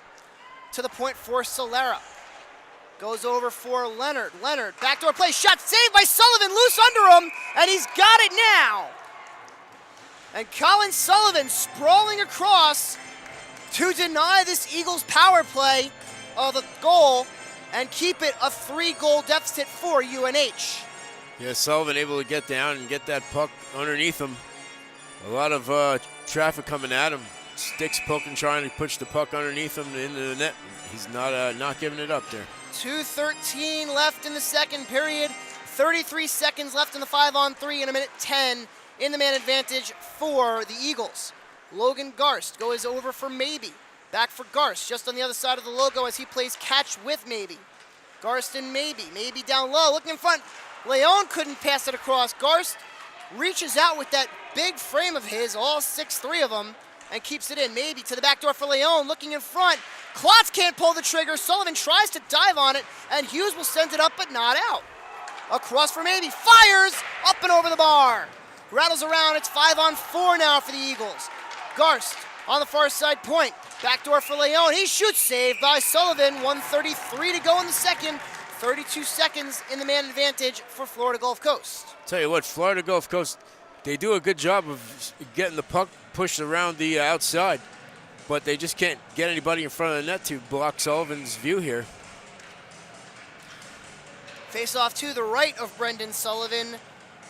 The sophomore from Dartmouth, Massachusetts, has been shouldering the load for this Wildcats team all season as that shot turned away by Sullivan off the try by Joshua Corner. 20 to go in the power play, 1:20 left in the period. A tie-up in front of your screen there, and great job by our camera folks getting a good shot of all the action, and we're very happy to bring it to you here on the ACHA Hockey Network. Leonard plays across, shot by Corner goes wide. Carries around, 2 seconds and 1, and out of the box comes Murphy. The pass from Reardon just a little bit early as Leonard will start up. Into the UNH zone goes Jake Leonard, a shot glove saved by Sullivan, but it sat in the crease and finally played out by UNH. Turning back is Corner. Solera has it now for the Eagles. Up ahead comes Mullally with 40 to go in the period. Trevor Mullally comes in over the blue line. Fires a shot wide. Rattles around out to center. Solera goes across, interception. Here comes Scancerella, 2-on-1 with Mullen. Scancerella for Mullen, he can't pull the trigger. Mullen in front, it takes a weird bounce, but it bounces now out wide, and away comes David Wong. Wong gets around Maffeo. He's got it now. He tries to pass it across. A shot by Mealy off the side of the net. Wong out in front, and a save made by Sullivan. Diving across with the right pad. Yeah, Sullivan did a great job getting over and hugging that post. Scancerella takes it into the corner as bodies fall everywhere. 2 seconds and 1. There's the end of the second period as we have a rugby scrum. Oh, we should get a penalty out of this one. We have a good old-fashioned rugby scrum going on in the far side corner. It looks like there was a punch thrown by Corner right to the head of it looks like the player that's down for UNH on the ground got punched right in the head. Looked like Scancerella took a little something there from one of the Eagles players. and we'll see if anything does come of that. Well, at the end of 40 minutes of play, it's the Florida Gulf Coast Eagles 4 and the UNH Wildcats 1. UNH does get on the board. They score the only goal of the middle frame. An even strength tally, that by Tristan Hebert. We'll see if there's any penalties being assessed after all of that nonsense that came. And we'll have all the information for you on the other side of the break. Brett Luthner, Sean Bretherick will be taking you through the second intermission. And hopefully in a few minutes we'll have Rasty McGibbon ice level with head coach Bob Brinkworth of the Florida Gulf Coast Eagles, who are 20 minutes away, JP, from their 5th finals appearance in the last 7 years. Yeah, it's a pretty good run for Florida Gulf Coast when you're looking at a team from the Southeast that is really dominant when they're up here in these tournaments. 3 straight finals appearances by Florida Gulf Coast from 2012 to 2014 to 16, And we're going to send it down low to Rasty McGibbon with head coach Bob Brinkworth. Go ahead, Rasty. Rasty McGibbon with Coach Bob Brinkworth. You guys scoring 2 shorthanders in the first period, which has got to be some kind of record. Just tell me about how much they've helped out.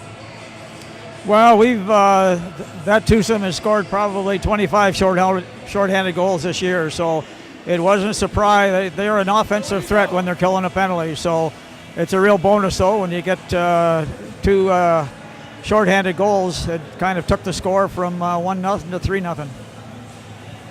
You guys have really dominated in this game. If the score holds and you face Lindenwood tomorrow, would the preparation be any different than what you've done for today's game? Not thinking about tomorrow's game yet. I didn't think we played very well that period, and that's we got to get back to the way we played at in the first period. More minor penalties assessed in that. You guys unable to capitalize. Anything that you want to tweak during this intermission? We're going to talk about the power play. 5-on-3 we didn't execute. We work on it in practice, and they were trying to be a little too deliberate and missed opportunities. And when you get a 5-on-3, you can really. We could have put the team away there with a couple of goals, but we didn't do it, and it's it's a 4-1 hockey game. Bob, thanks very much for this. Good luck in the last 20. Okay, thank you. Now sending it back to you guys upstairs. Thank you, Rasty. 40 minutes in the books. It's a 4-1 lead for the Florida Gulf Coast Eagles. Brett Luthner, Sean Bretherick in the intermission report. And we'll be back for the third. You're watching the 2018 ACHA Division II National Championship Tournament on the ACHA Hockey Network.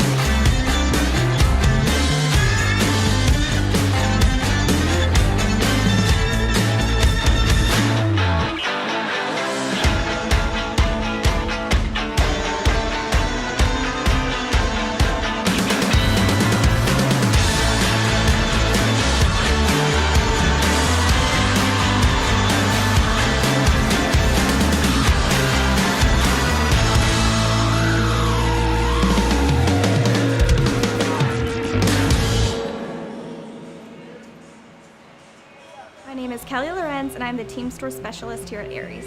AriesTeamStore.com is our solution to helping coaches put together spiritwear sales and fundraising.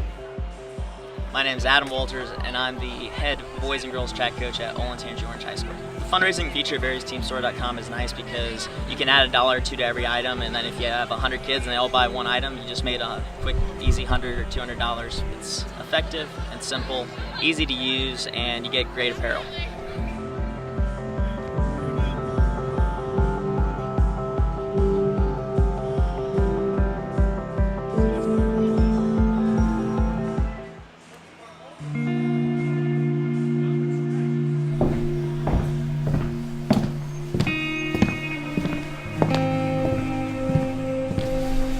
It's the feeling you get when it all rushes back.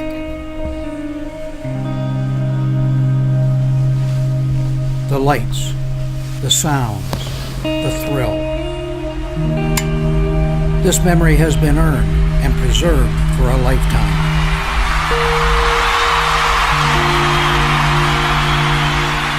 Every ring has its story. What will yours say?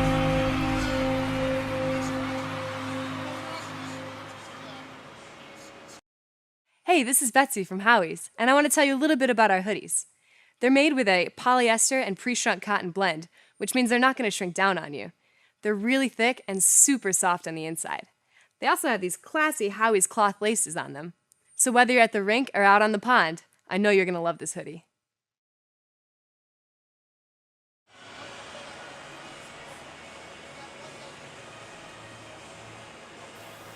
There we go. Now the mics are back on. Brett Luther, Sean Broderick.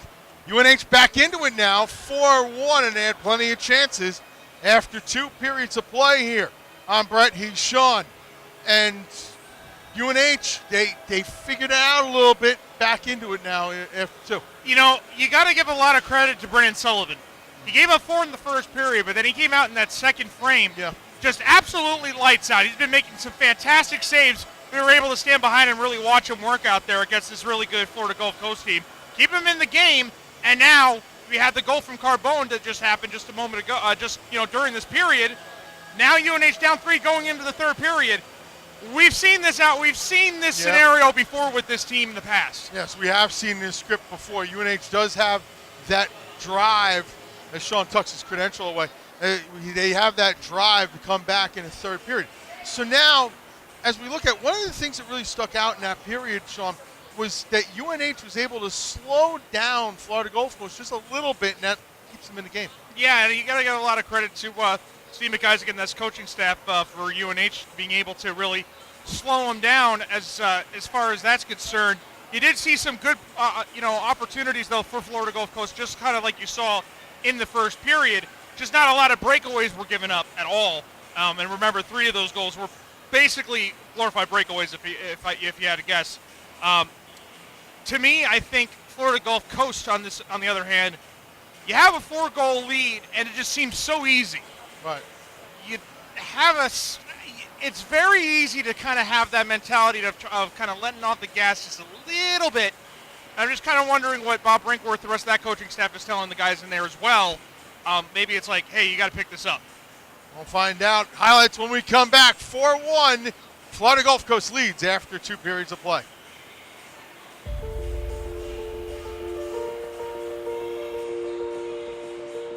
It started with land and a grand plan to build a university, protect biodiversity, shape engineers and pioneers, explore frontiers and spark careers, and serve local regions through the work of collegians to chase dreams, cheer teams, teach, share, improve, and prepare to bring minds awake and give back more than we take. To build a school of wonders where communities connect, inspiring those who inspire others. That's the FGCU effect.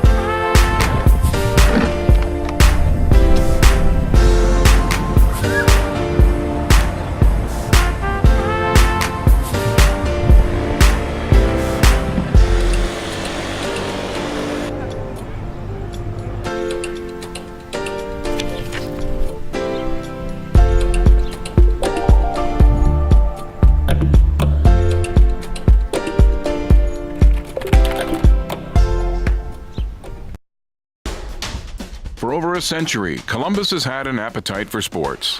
As our city grew, so did our ravenous hunger for more. More sports, more of the time. And not just the mainstream, we wanted it all. A sports city founded on determination, focus, strength. We were never mediocre, and to this day, we never settle.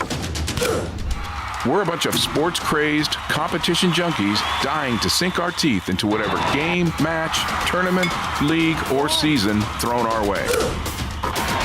You see, Columbus is full of passion. Passion for all that sports embody. Hope, challenges, progress. As we continue our journey to be one of the world's best sports destinations, it's clear Columbus has no off-season.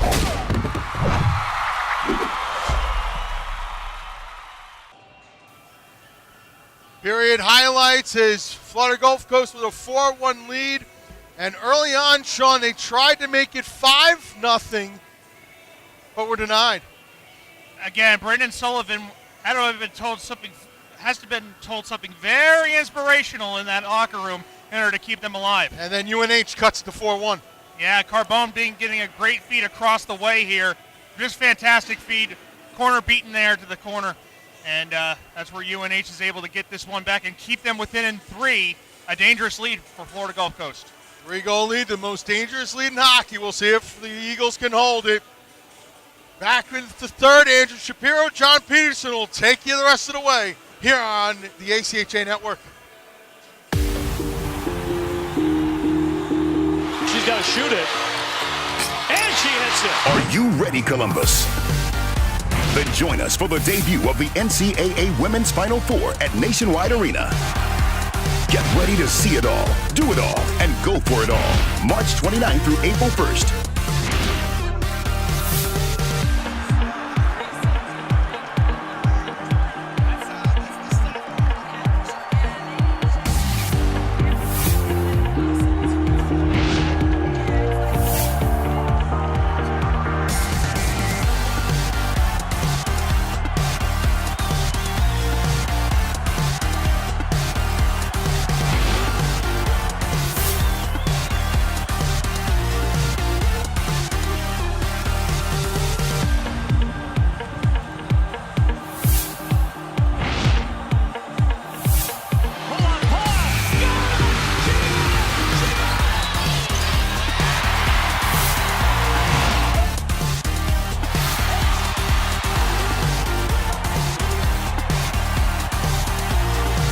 The party never stops, and the fun never ends.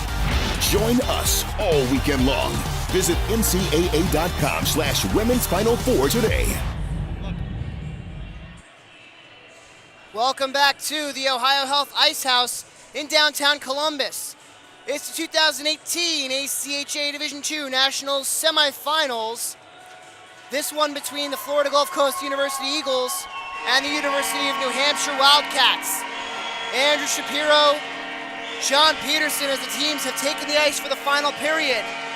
4-1 lead for the Eagles after 40 minutes of play. JP, what does UNH have to do to get back in this game and have a shot at coming back? Well, UNH did a better job defending in that second period against the Florida Gulf. They didn't let them have as many breakaway opportunities or odd man rushes. What UNH has to do is create more pressure offensively, try and get a screen in front of Bradley Ramajan when shots are coming in, try to get odd man numbers in front of them so they have an opportunity to put it past them. And you see Brendan Sullivan and Bradley Ramajan, our two goaltenders. Ramajan, perfect save but for one. Sullivan allowing 4 goals over 40 minutes. We didn't get shot totals for the second period. Yeah, I told Rasty he's going to shoot him up when he gets a chance. As we get ready to start the third period, 20 minutes will separate one of these teams from a spot in the finals against Lindenwood. And we are underway in the start of the third period. Florida Gulf Coast moving left to right in the white jerseys with green and the blue helmets and pants. University of New Hampshire moving right to left in the blue jerseys trimmed with white with the UNH across the center of their sweaters. That shot gloved down by Rambajan, and he'll get a whistle. Couple of corrections we do need to make. Number 16 for UNH is actually Cam Carbone, not Tristan Hebert. And we do want to apologize to Cam and to his family.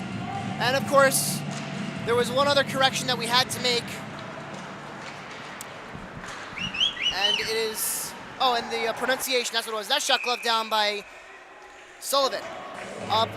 Sincere apologies to Evan Reitner, as that is actually how you pronounce his last name. We've been saying it Rittenauer for a little while now. It's actually pronounced Reitner. We've been saying that for the past 6 years. Well, 4 years. At least we made the correction, better late than never. Yep. All right, face-off is won by UNH. Circling with it is Patrick Hughes. Hughes has a man all over him. That was Mullally, who forces this one back for the take by Jacob Leonard. Mullally makes a move around Holmes and send this one back in behind Sullivan. 4 different goal scorers for Florida Gulf Coast, all in the first period. Eddie Leon, Jack Laviolette, and then Josh Corner and David Wong, both shorthanded on the same power play for the UNH Wildcats. Carbone, the lone goal for the Wildcats. I did get some shot totals for you guys. Shots at the end of 2 periods, 26-23 in favor of the Wildcats. Oh, wow. So that means that UNH outshot Florida Gulf 16-10 in the third period. So definitely a better period offensively for UNH, as that one's taken in and thrown on goal, blockered away by Rambajan. A shot by Reitner, fought off by Rambajan, right to the rebound in the slot. That taken by Carbone and played up to center. Here comes Klotz over the checkered line and into the UNH ends. On goal, it's covered up by Sullivan. And a whistle with 1:38 gone by in the third. That's kind of surprising, the shot on goal difference there in that second period. I didn't think it was going to be that big. And so it'll be a face-off to the left of Brendan Sullivan. Tied up and broken free by the Wildcats. Up ahead for Driscoll. Charlie Driscoll had the puck stolen away from him. And down the wing comes Carbone. He wraps it around the boards for the take by Arkelpain. On goal, sticked away by Rambajan. Dropped off for a try out in front. Fogarty plays it away to Arkelpain and gets a pass back. Tries to get this one into the UNH zone and does. Gets around Reitner, save made by Sullivan, and it's played out by UNH. Campbell goes up the boards and all the way down. Eric Mabey will control. 2:16 gone in the third. Here's Arkelpain. Shot stick save by Sullivan. In the corner, it's Fogarty. To the wall, looked for Mabey, got a pass back. He'll tie up there with Jackson Maffeo. Near side boards. It's sent back into the Zamboni doors. Behind the net, Evan Reitner will take over. Out wide he goes. Gets a pass back out on the try by Charlie Driscoll. Reitner plays a pass off for Brendan Murphy. The UNH captain takes it down the wing. A backhander off the side of the net. Thrown out in front, but nobody there. And it's controlled by Florida Gulf Coast. Here comes Brandon Beard. A shot out of play over the bar on an offsides play. And that shot well after the whistle by Beard. And Kyle Mealy has some exception to take at that. Yeah, he was in the kind of in the act of shooting as he was crossing over the line. Just didn't hold up. 17:02 left in the third period. 4-1 lead for the Eagles of Florida Gulf Coast over the Wildcats of UNH. Mealy goes up the wall for a take by Sprague. Taken back by Solera. He'll go across for Jacob Leonard. Over for Solera. Up ahead, tipped into the zone. Played back by Maffeo. Murphy takes a whack and keeps it down the near side boards. Coming in 2 on forever, drops a pass off for Reardon, but is unable to connect, and the Eagles start up with it. Here's Beard. Far side boards, he'll just wrap it around. Sullivan came out to play it, but the puck was gone before he even moved. And it's into the near side corner for the take now by Maffeo. Up the boards, they battle for it. Reverse back for Beard. Out in front, off the side of the net, that taken by Laviolette. Sullivan is on his wallet in the net, and circling back is Solera. into the UNH end. A big collision on the far side boards as Reardon plays this one across from Maffeo. Jackson Maffeo takes it behind his net and will start out for UNH with 16 minutes to go in this third period. Glove down by Beard. Mealy has it now for the Wildcats. Up to center, interception by Corner. Down the far side boards, here comes Corner with a head of steam. Into the corner, he takes it, looking for Wong, out in front, he scores! The 2018 ACHA National Championships are brought to you by Josh Corner threw it out in front. David Wong was there. Either way, it's in the net, and it's a 5-1 lead for the Eagles with 15:44 to go in the third. Yeah, we're going to have to see a replay on this one to see who actually got the goal. And thanks to our amazing production crew. I can tell you down here at ice level, it appears they're crediting it to 17 with assist for number 20. So that'll be Corner's goal as it banked in off of Mealy. Yeah. And Josh Corner gets his second goal of the game. An unfortunate bounce for UNH as it goes in off the skate of Kyle Mealy. So Josh Corner will get the goal with Brandon Beard getting an assist as that one is fought off by Sullivan. And to the point it goes, a shot by Leonard as his stick fails him. Mullally plays it back for Garst. Logan Garst takes it behind his own net and wraps it around the boards. Coming to keep it in is Patrick Hughes. He ties up there with Corner, who's got a pair of goals on the day. Behind the net, this is Michael Haskins. Haskins harassed the whole way by Campbell. Leaves it off for Wong. Wong goes up the boards and out to center. Played back by Hughes for Campbell to send it the rest of the way into the Eagles' end. The goals today for Joshua Corner, number 5 and 6 on the tournament, leading all scorers. Eddie Leon makes a move around Lambert just as a pass off. Wong has it, a save made by Sullivan as Wong comes crashing in. The net off its moorings and Brendan Sullivan lying on his back. And you just hope he's okay. Yeah, you hope so. He doesn't look too good right now. David Wong came crashing into Brendan Sullivan.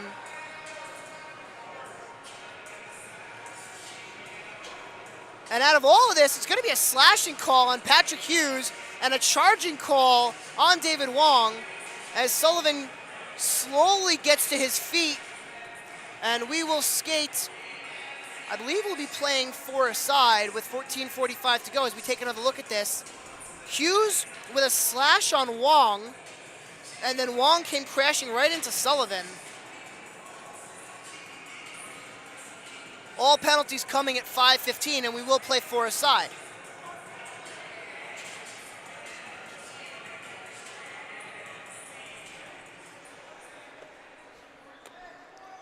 So it's Hughes for UNH and Wong for Florida Gulf Coast.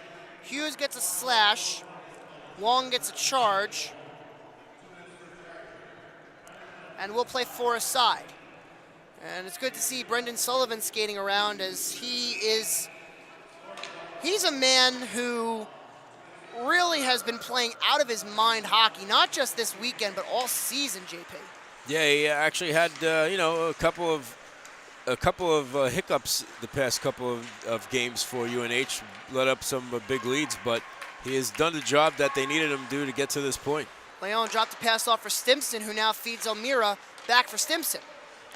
Back for O'Meara. At the ACHA logo, just on the other side of the blue line, back for Stimson, they play catch. Down low, it goes for Klotz. Klotz circling. Ties up there with Reardon. Out, back pass for O'Meara. Shot, never made it on goal. Blocked down by Reitner. So Evan Reitner's had a pretty decent game on defense for the Wildcats today. Yeah, it's the one bright spot. O'Meara across for Stimson. He finds Klotz in the slot, but the puck goes through him. Reitner there to play it off the glass and out to center. 1:10 to go in the power play for UNH, 1:10 to go on the 4-on-4, I should say. 13:50 remaining in the third period. It's a 4-1 lead for Florida Gulf Coast. Murphy left it off there for Patrick Holmes. Holmes in 1-on-3. Stolen by O'Meara. Dangerous pass by O'Meara, but it's played out of harm's way by Leonard. Back behind the net, Holmes will clash with O'Meara, who evades him, and now it's played up for Leonard on the far side boards. Out to center, Jake Leonard will send this one back into the UNH end with 40 to go in the 4-on-4 action. 13:23 left in the third period. Crunching check on the far side boards and played out to center all the way down. Matthew Solera will regroup for Florida Gulf Coast. Drops it back behind the net for Jake Leonard. Leonard spins away from the check of Holmes, but taken down. Holmes tries to drop it off for Hughes. It goes through him for Mealy. Mealy, a shot from the point, blocked by Solera, played out to center, and now the race is on. It's won by Lambert, back into the Eagles' end. Really taking too long to get a shot off there. Here's Mealy as we'll get back to 5-on-5 in 5 short seconds. Behind the net, Rambajan leaves it off. We're back to 5-on-5 hockey here at the Ohio Health Ice House in downtown Columbus. Andrew Shapiro, John Peterson taking you through this second national semifinal. The winner of this game will face the Lindenwood Lions tomorrow afternoon at 2:30 p.m. in the national championship game for Division II. Backdoor play, save made by Fogarty, loose in front, they score! It looks like it was Fogarty following the loose puck. Gets it by Sullivan. It's 6-1 Florida Gulf Coast with 12:26 to go in the third. Yeah, I think that was definitely Fogarty getting his goal. He was able to get to the rebound as Sullivan took another shot to the head. Poor Brendan Sullivan is just getting beat up, bowled over, and nothing to show for it, unfortunately, for the sophomore. As we take another look at this, Fogarty just kept pressing and pushing. That'll be his goal.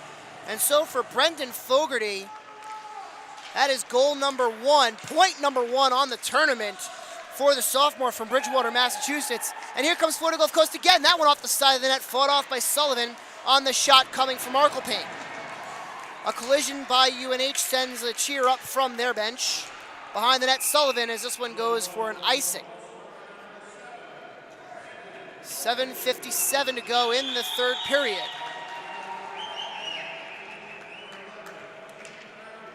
Keaton Arklepane will get an assist.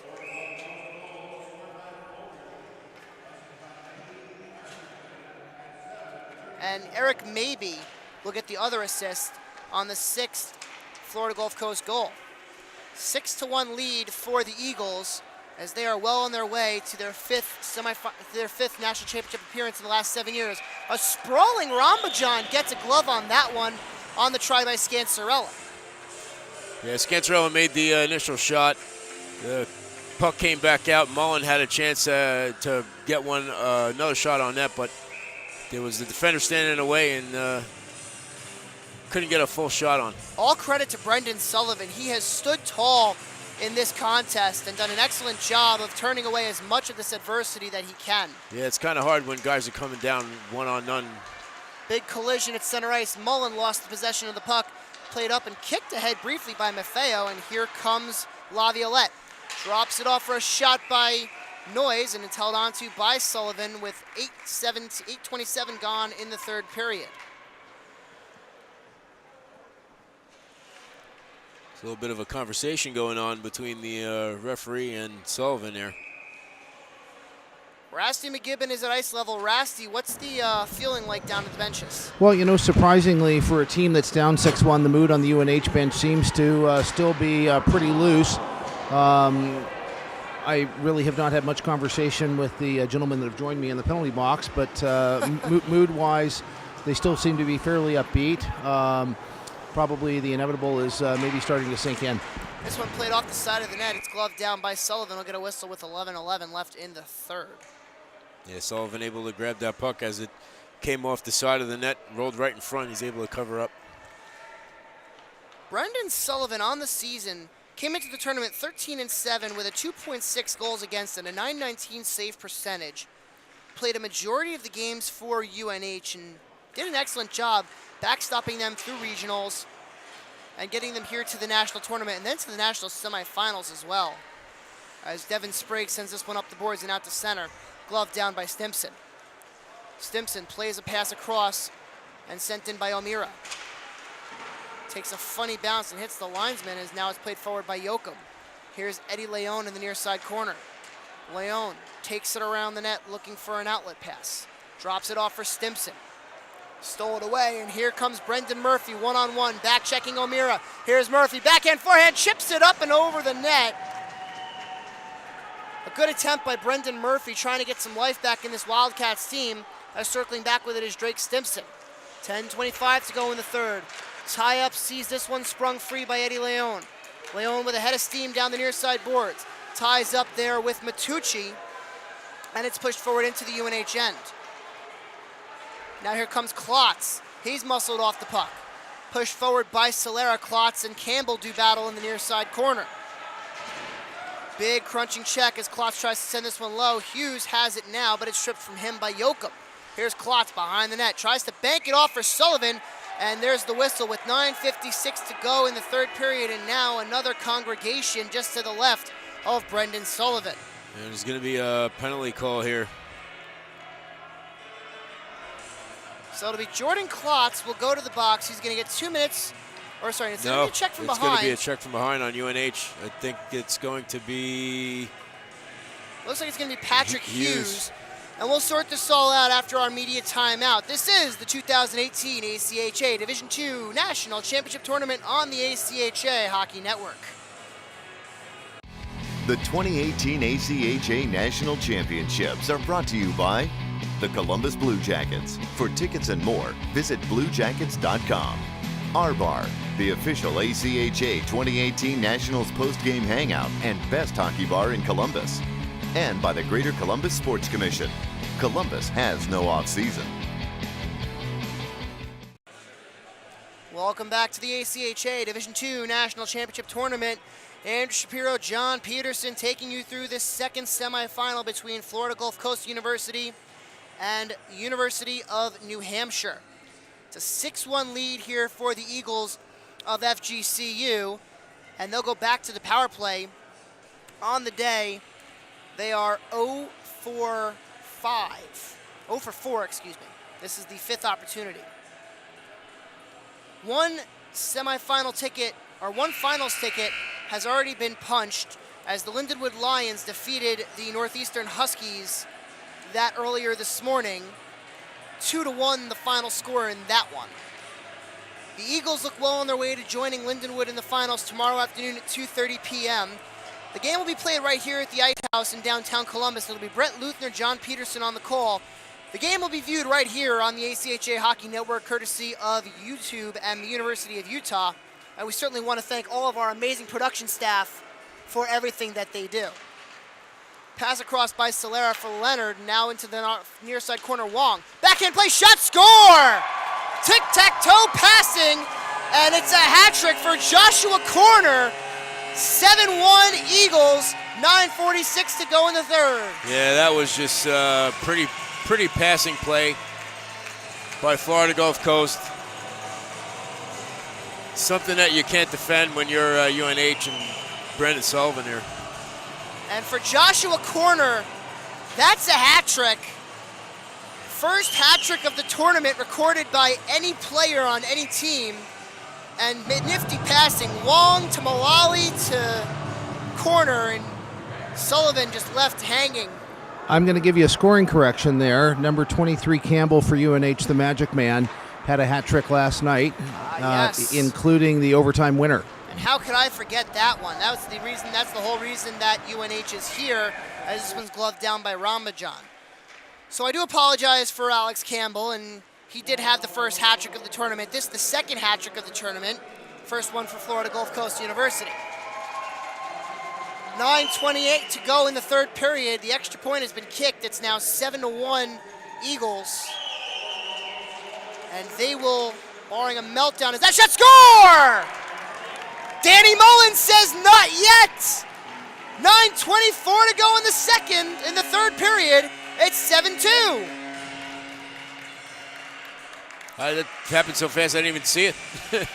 It was right off the face-off. Mullen just went top cheese up and over the glove of Brad Rambajan. And so at the 10:36 mark, just 12 seconds after Corner extends the lead to 7-1. Danny Mullen gets one right back for UNH. It's now 7-2. Nice shot over the glove hand. Back is Logan Garst. Played up by Leonard, ushed over the stick of Jack Laviolette, excuse me. Tie up on the far side corner to the point. A shot by Garst sticked into the corner. Garst has it now. It's this one way up in the air and drops down into the near side corner. Laviolette spins around with the puck, goes to the point for Garst. Garst fires this one. That one almost took out the referee. He had a duck out of the way of that one. Garst looked like he was headhunting the referee there. Murphy plays it across into the skates of Sprague. Lambert gets this one back out to center. Garst will regroup for the Eagles. 7-2 lead for Florida Gulf Coast University with 8:36 to go in the third period. And the Eagles well on their way to their 5th national championship appearance in the last 7 years. Up ahead, here comes Laviolette. Here's Yoakum. Back into the UNH end. Circling is Hughes.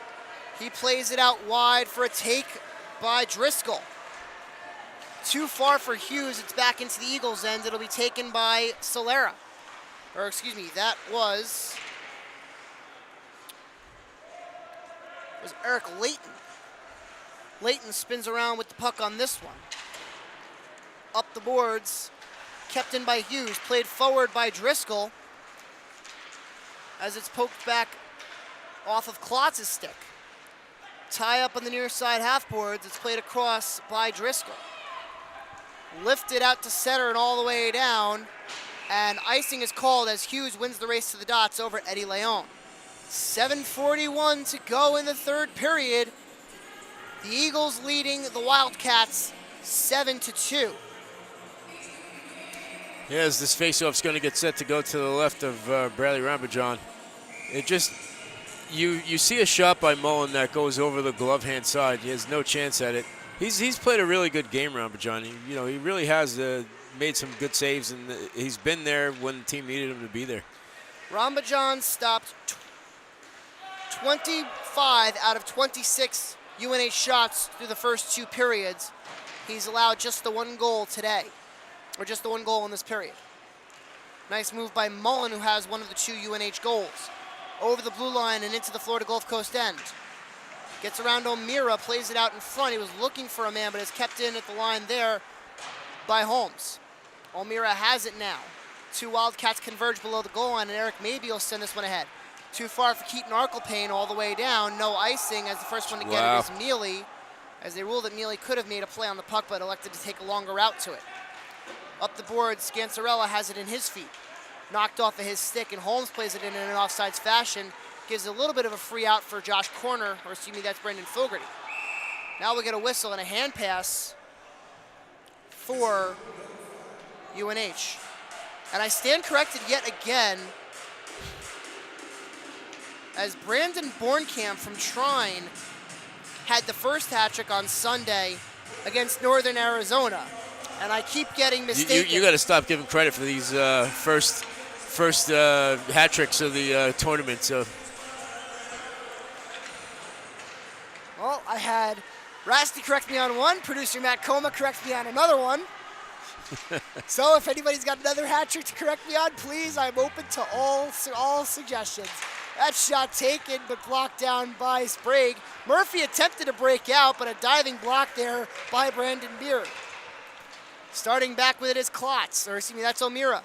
O'Meara plays it in front, a shot taken and turned away by Sullivan off the try by Beard. Puck lifted off the glass and kept in by O'Meara. Wrapped around the boards. Taken by Mealy. There is a Wildcat down in some serious pain on the far side. Yeah, it looks like he's holding his that's shoulder or elbow. That is an upper body injury to say the least. As writhing around on the ice there, we can't even see who it is. He's on his back with his numbers on the sides. That's going to be the number 24 of Jackson Maffeo, and that looks like a shoulder injury, JP. Yeah, it does. I couldn't tell what he was holding as he was laying down on the ice there, but yeah, it's a shoulder. And Maffeo to the bench in some obvious agony. And the freshman from Carleton, Massachusetts, looks like his day might be done. We'll get an update as the game goes on. 6 minutes to go in the third period. Florida Gulf Coast leading UNH 7-2. And the Eagles are 6 minutes away from a national championship appearance versus the Lindenwood Lions. Lindenwood has not been to the national championship before. This was only their second appearance in the semis in school history, and they pulled out a gritty 2-1 win over Northeastern.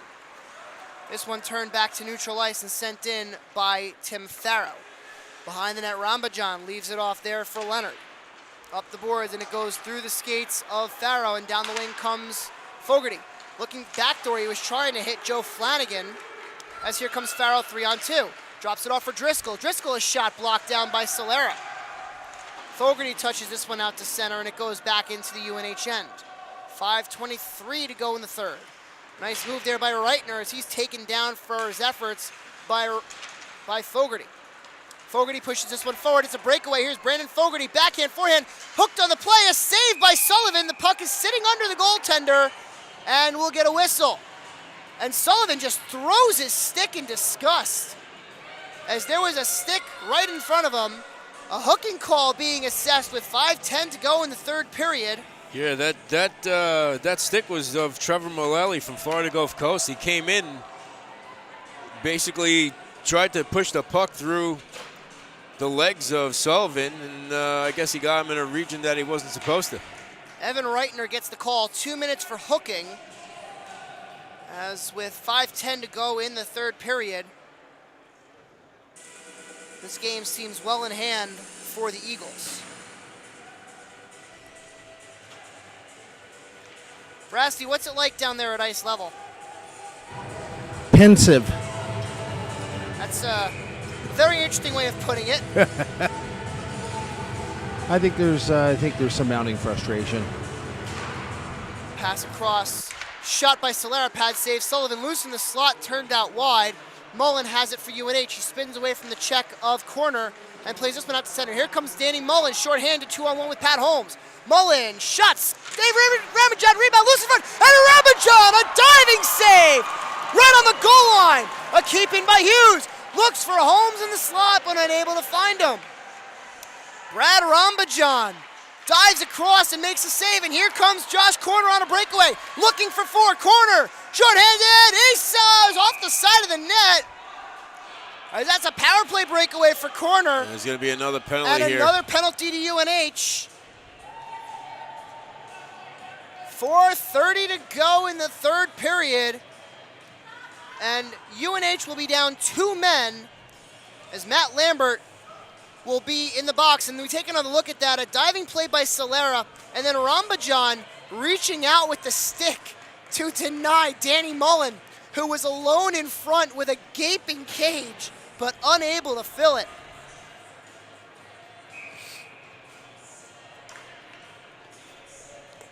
$15:30, the time of the penalty on Lambert.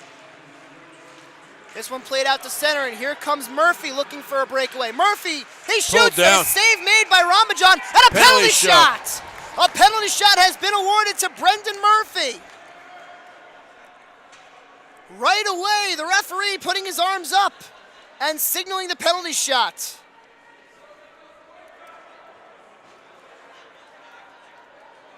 And I know this is not the first penalty shot of the tournament, so I'm not going to guarantee that. I know that there was at least one taken by Toledo that was denied by Northern Arizona.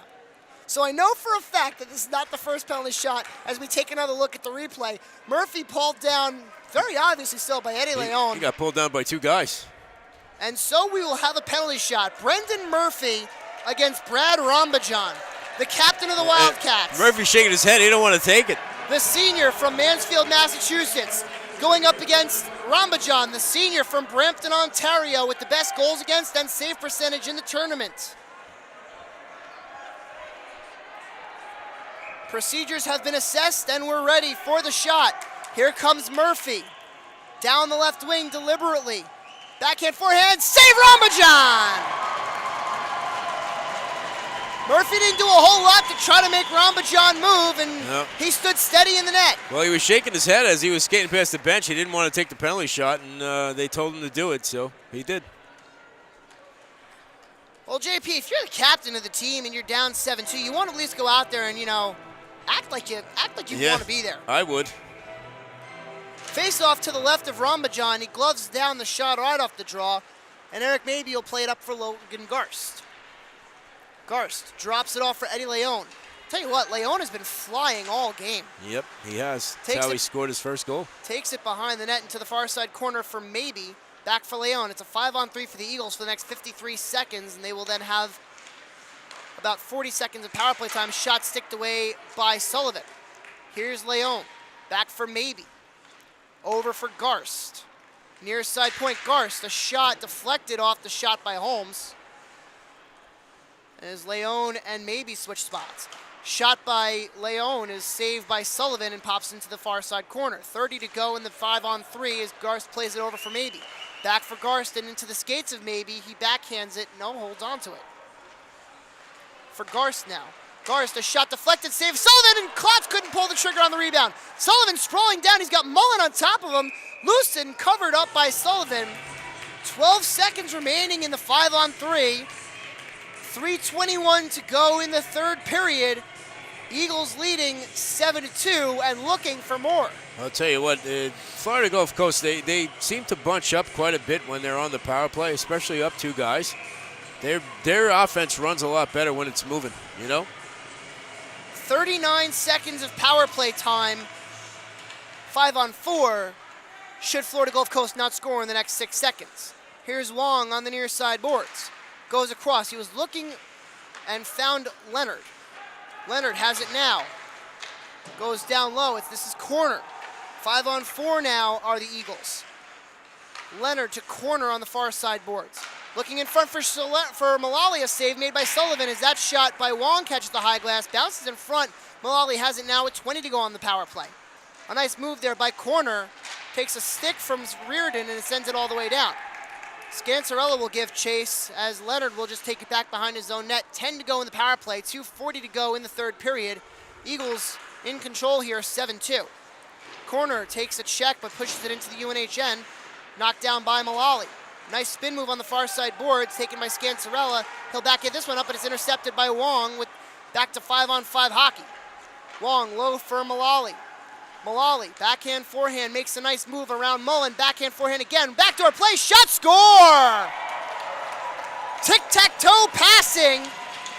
And I believe that was Corner, who's going to get his 4th goal of the game. This team makes it look so easy. So Josh Corner, a 4-goal afternoon. And with 2:15 to go in the third period, as we take another look at this passing, Mullally doing all the work. He hits Wong on the low corner, and Wong feeds Mullally as this same tandem just collected for a power play goal not 5 minutes ago. This one off the side of the net from the try by Leonard, played up but not out. Behind the net, circling with it is Arkelpain. Near side boards, coming away with it is Murphy. 2-on-2, Murphy tries to get through a man, that Leonard, and ties up with him. Mullen with it now. Here's Murphy, backhanding, looking for Carbone, batted out of the air by Rambajan, and knocked down by Fogarty. Will get a whistle, and there's going to be another penalty called, as it's going to be a rough with 1:38 to go in the third period.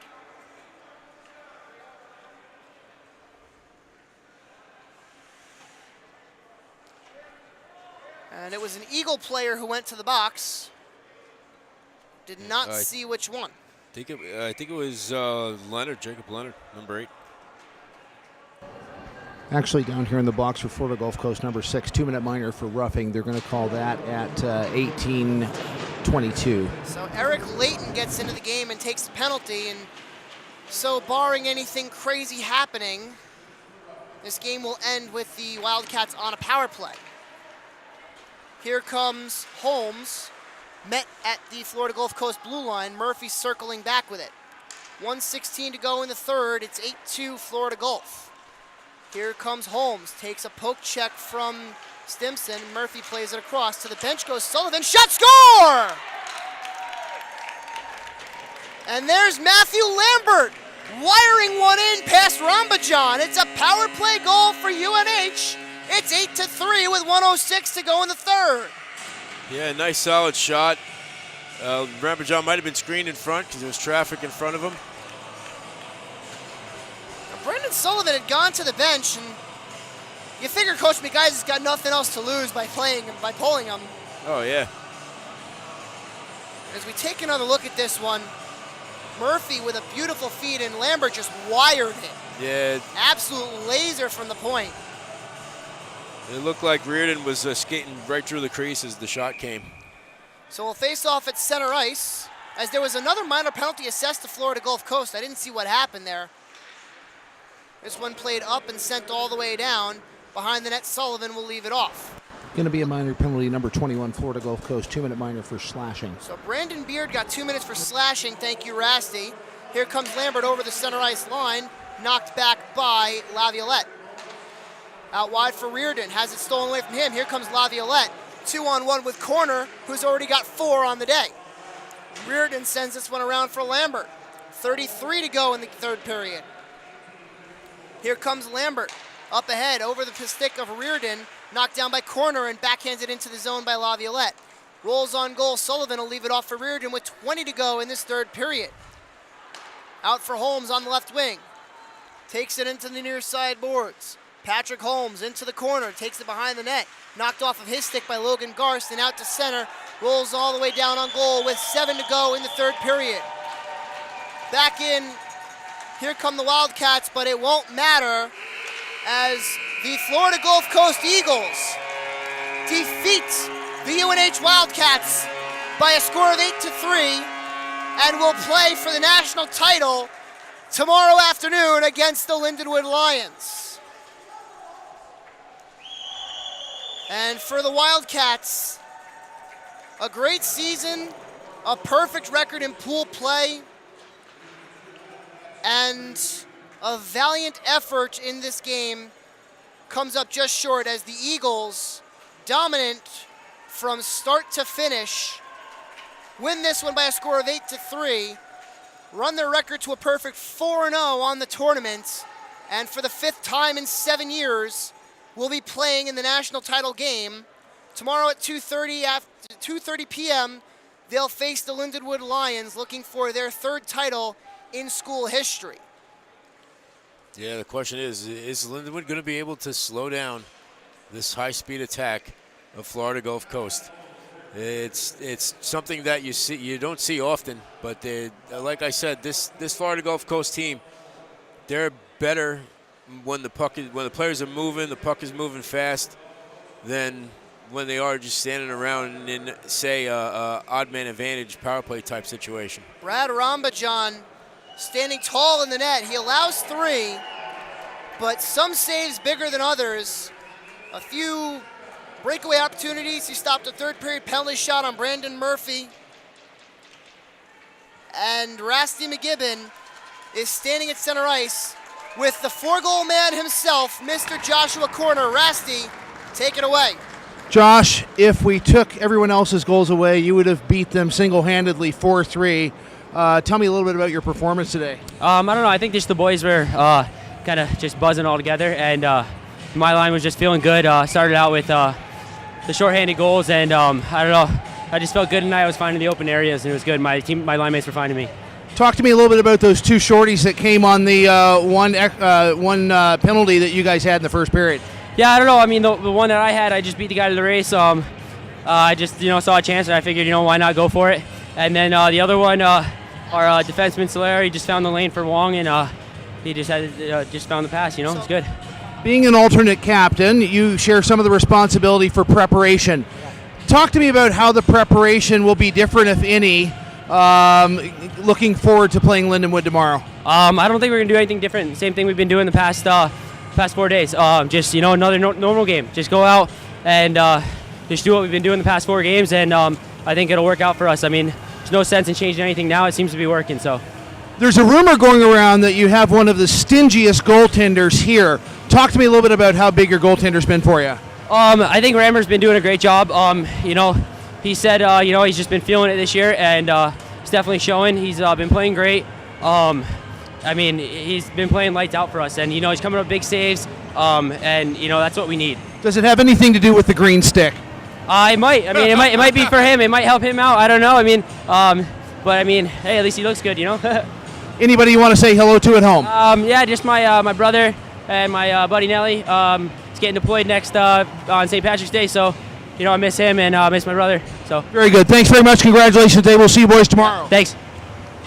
Andrew, JP, we send it back up top to you. Thank you, Rasty. Thank you, Josh Corner. So, JP, quickly, your final thoughts on this game. Final thoughts. Florida Gulf Coast is an incredible team, and Lindenwood's got a lot of pressure tomorrow. And so, from the Ohio Health Ice House in Columbus, Ohio, the final score, the Florida Gulf Coast Eagles defeat the UNH Wildcats 8-3. Florida Gulf Coast will play Lindenwood tomorrow for the national title. We hope to see you there. Game is at 2:30. For Rasty McGibbon, John Peterson, and everybody here, my name is Andrew Shapiro. Thanks for watching this production of the ACHA Division II National Championship Tournament on the ACHA Hockey Network.